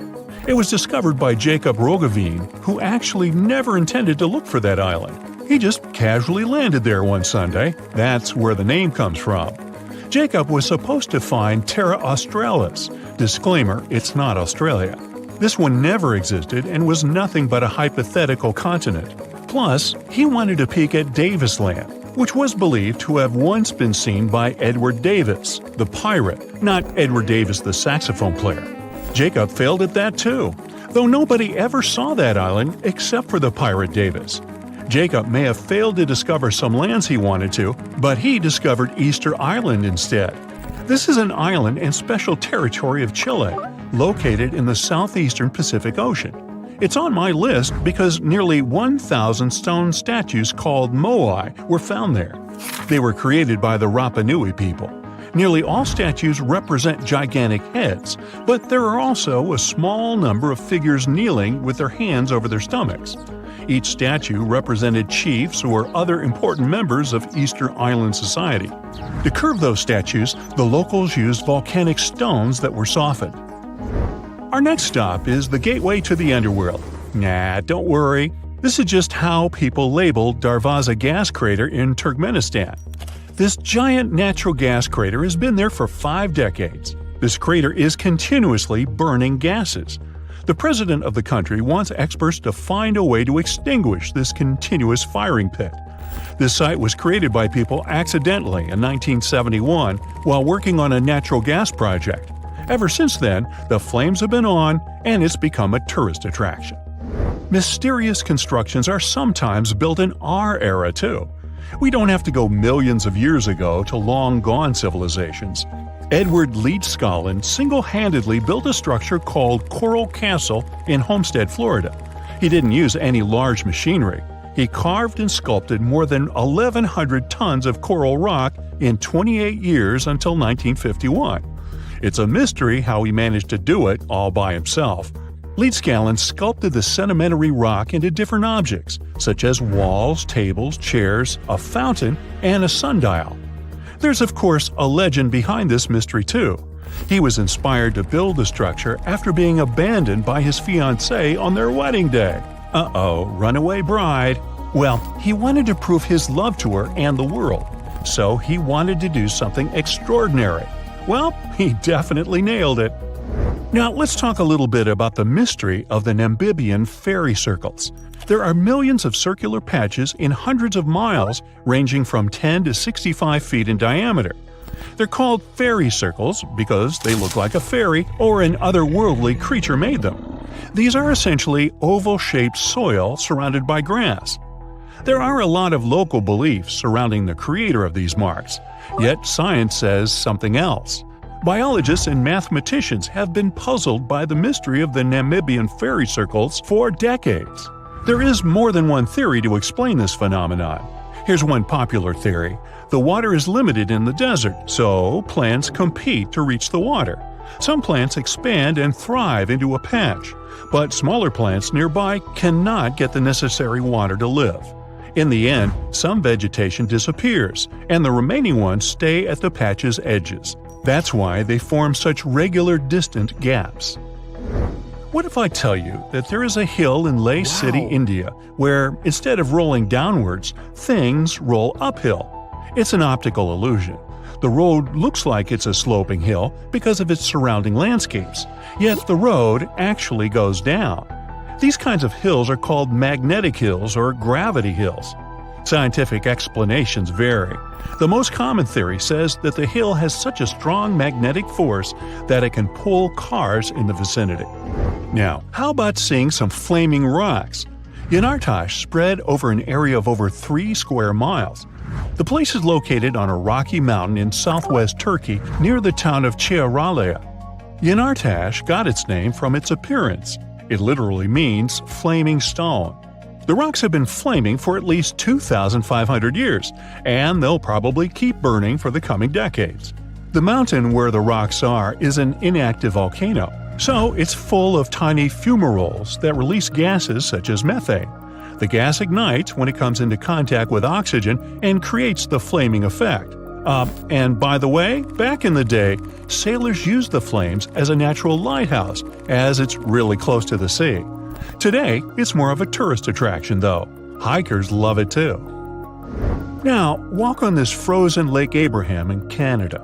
In winter, the frozen water gets filled with ice bubbles. It looks magical, but these white orbs aren't that safe. They consist of flammable methane gas. Ew. Beauty can be misleading. The next one is from Racetrack, Death Valley, USA. There is a dry lake bed with moving rocks. Now these odd rocks look as if they've been pushed or dragged by someone or something. They leave both a trail and a mystery behind. The force behind all this is now understood. Surprise! It's the wind and some ice. Scientists say the wind pushes the rocks during brief windows when the soil is covered with ice. Now, I can't help but notice that many mysterious things on Earth involve stones or rocks, or methane. Which one of these phenomena is your favorite? Tiny microbes, basically ancient germs, have been frozen in Arctic ice for tens of thousands of years, just chilling there, since woolly mammoths were still walking around. And now, scientists think these little guys might wake up again if Arctic summers keep getting longer and warmer. Yep, you heard right. Zombie microbes. Great. These microbes have been stuck in permafrost, which is soil and ice that stays frozen solid year-round. The top layer melts a bit in the summer, but the really old stuff, those Ice Age microbes, are buried way deeper. They only thaw if things get really warm for months, not just a hot day or two. To study these microbes, the team went down to the permafrost research tunnel near Fairbanks in Alaska, a long underground hallway 50 feet below the surface, carved right into the ancient frozen ground. The tunnel stretches over 350 feet and lets scientists literally walk through thousands of years of frozen history. By the way, while checking out the walls, the researchers also spotted bones of mammoths and bison sticking out of the ice. One of the reasons why the researchers went to Alaska was to see how fast these ancient microbes could come back to life. Well, they were in for a surprise. These microbes don't need years, centuries, or magic spells to wake up. Just a couple of months of warm weather. Once they're awake, they start doing their microbe stuff, which includes pumping out greenhouse gases like CO2 and methane. And that's bad news, because those gases warm the planet even more. This melts more permafrost, which wakes up more microbes, which releases more gas. You get it. Basically, it's a nasty climate loop. Anyway, when scientists went down into the frozen tunnel to grab chunks of super old permafrost, the first thing they noticed was the awful smell. It wasn't just the stench of an old basement. It was something has been frozen for thousands of years and is finally waking up bad. Weirdly, microbiologists were happy. Such a smell is actually a good sign for them because it usually means tiny creatures, microbes, are still around. Back in the lab, the team soaked the frozen samples in the water that had a special kind of heavy hydrogen inside it. This helped them track what the microbes were doing later. Then they put the samples into fridges at 3 different temperatures: cold, kinda cold, and not too cold, to copy what future Arctic summers might feel like if the warming continues. For the first month, almost nothing happened. Even the warmer samples barely changed. Only a tiny number of microbes started waking up. Basically, a microscopic trickle of activity. But a few months later, things got more exciting. Thanks to the heavy water, scientists could watch how much of it the microbes used to build their cell membranes. It helped them figure out that the old microbes were making special fatty molecules that might help them stay alive in freezing conditions. By the 6-month mark, the samples that were stored at the warmer temperatures had transformed completely. They became more active and started forming little slime layers. The scientists could actually see these layers even without a microscope. The whole community of microbes wasn't super diverse, but those that were active behaved just like modern microbes that live in unfrozen soil today. In short, those ancient microbes were definitely alive and got pretty energetic once the temperatures were warm enough. This matters a lot for the Arctic and for the whole planet because these microbes survive by eating old organic material trapped in the permafrost. When they eat, they release greenhouse gases like carbon dioxide and methane, and the Arctic is warming faster than any other part of Earth. It means that the deep frozen layers might stay warm long enough for huge numbers of ancient microbes to wake up and start pumping out gas. Right now, northern permafrost holds about twice as much carbon as the entire atmosphere. If a lot of that carbon gets released, it could speed up the warming of our planet. It can lead to dramatic consequences, setting off a whole chain of huge changes and affecting basically everything on Earth. Extreme weather will start happening more often.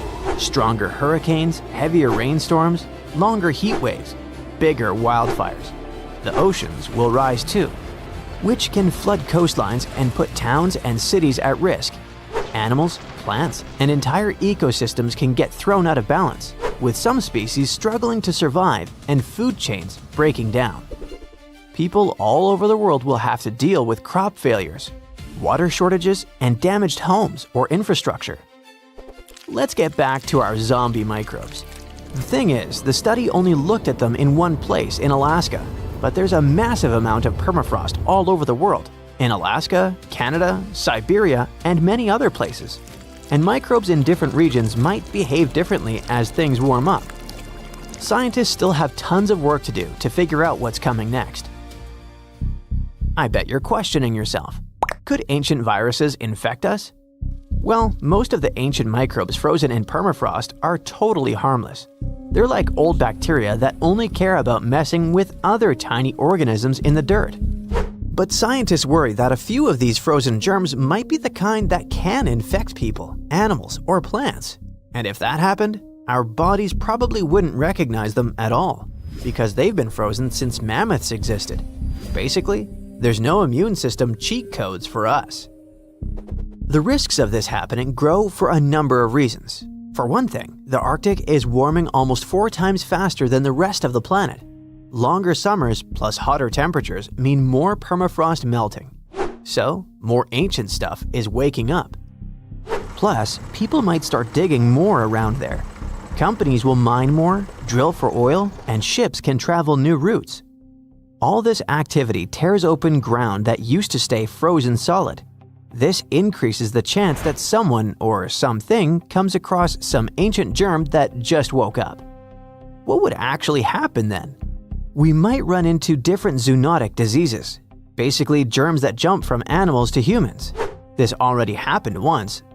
Thawed reindeer carcasses released anthrax, a rare and serious illness which then infected people and animals.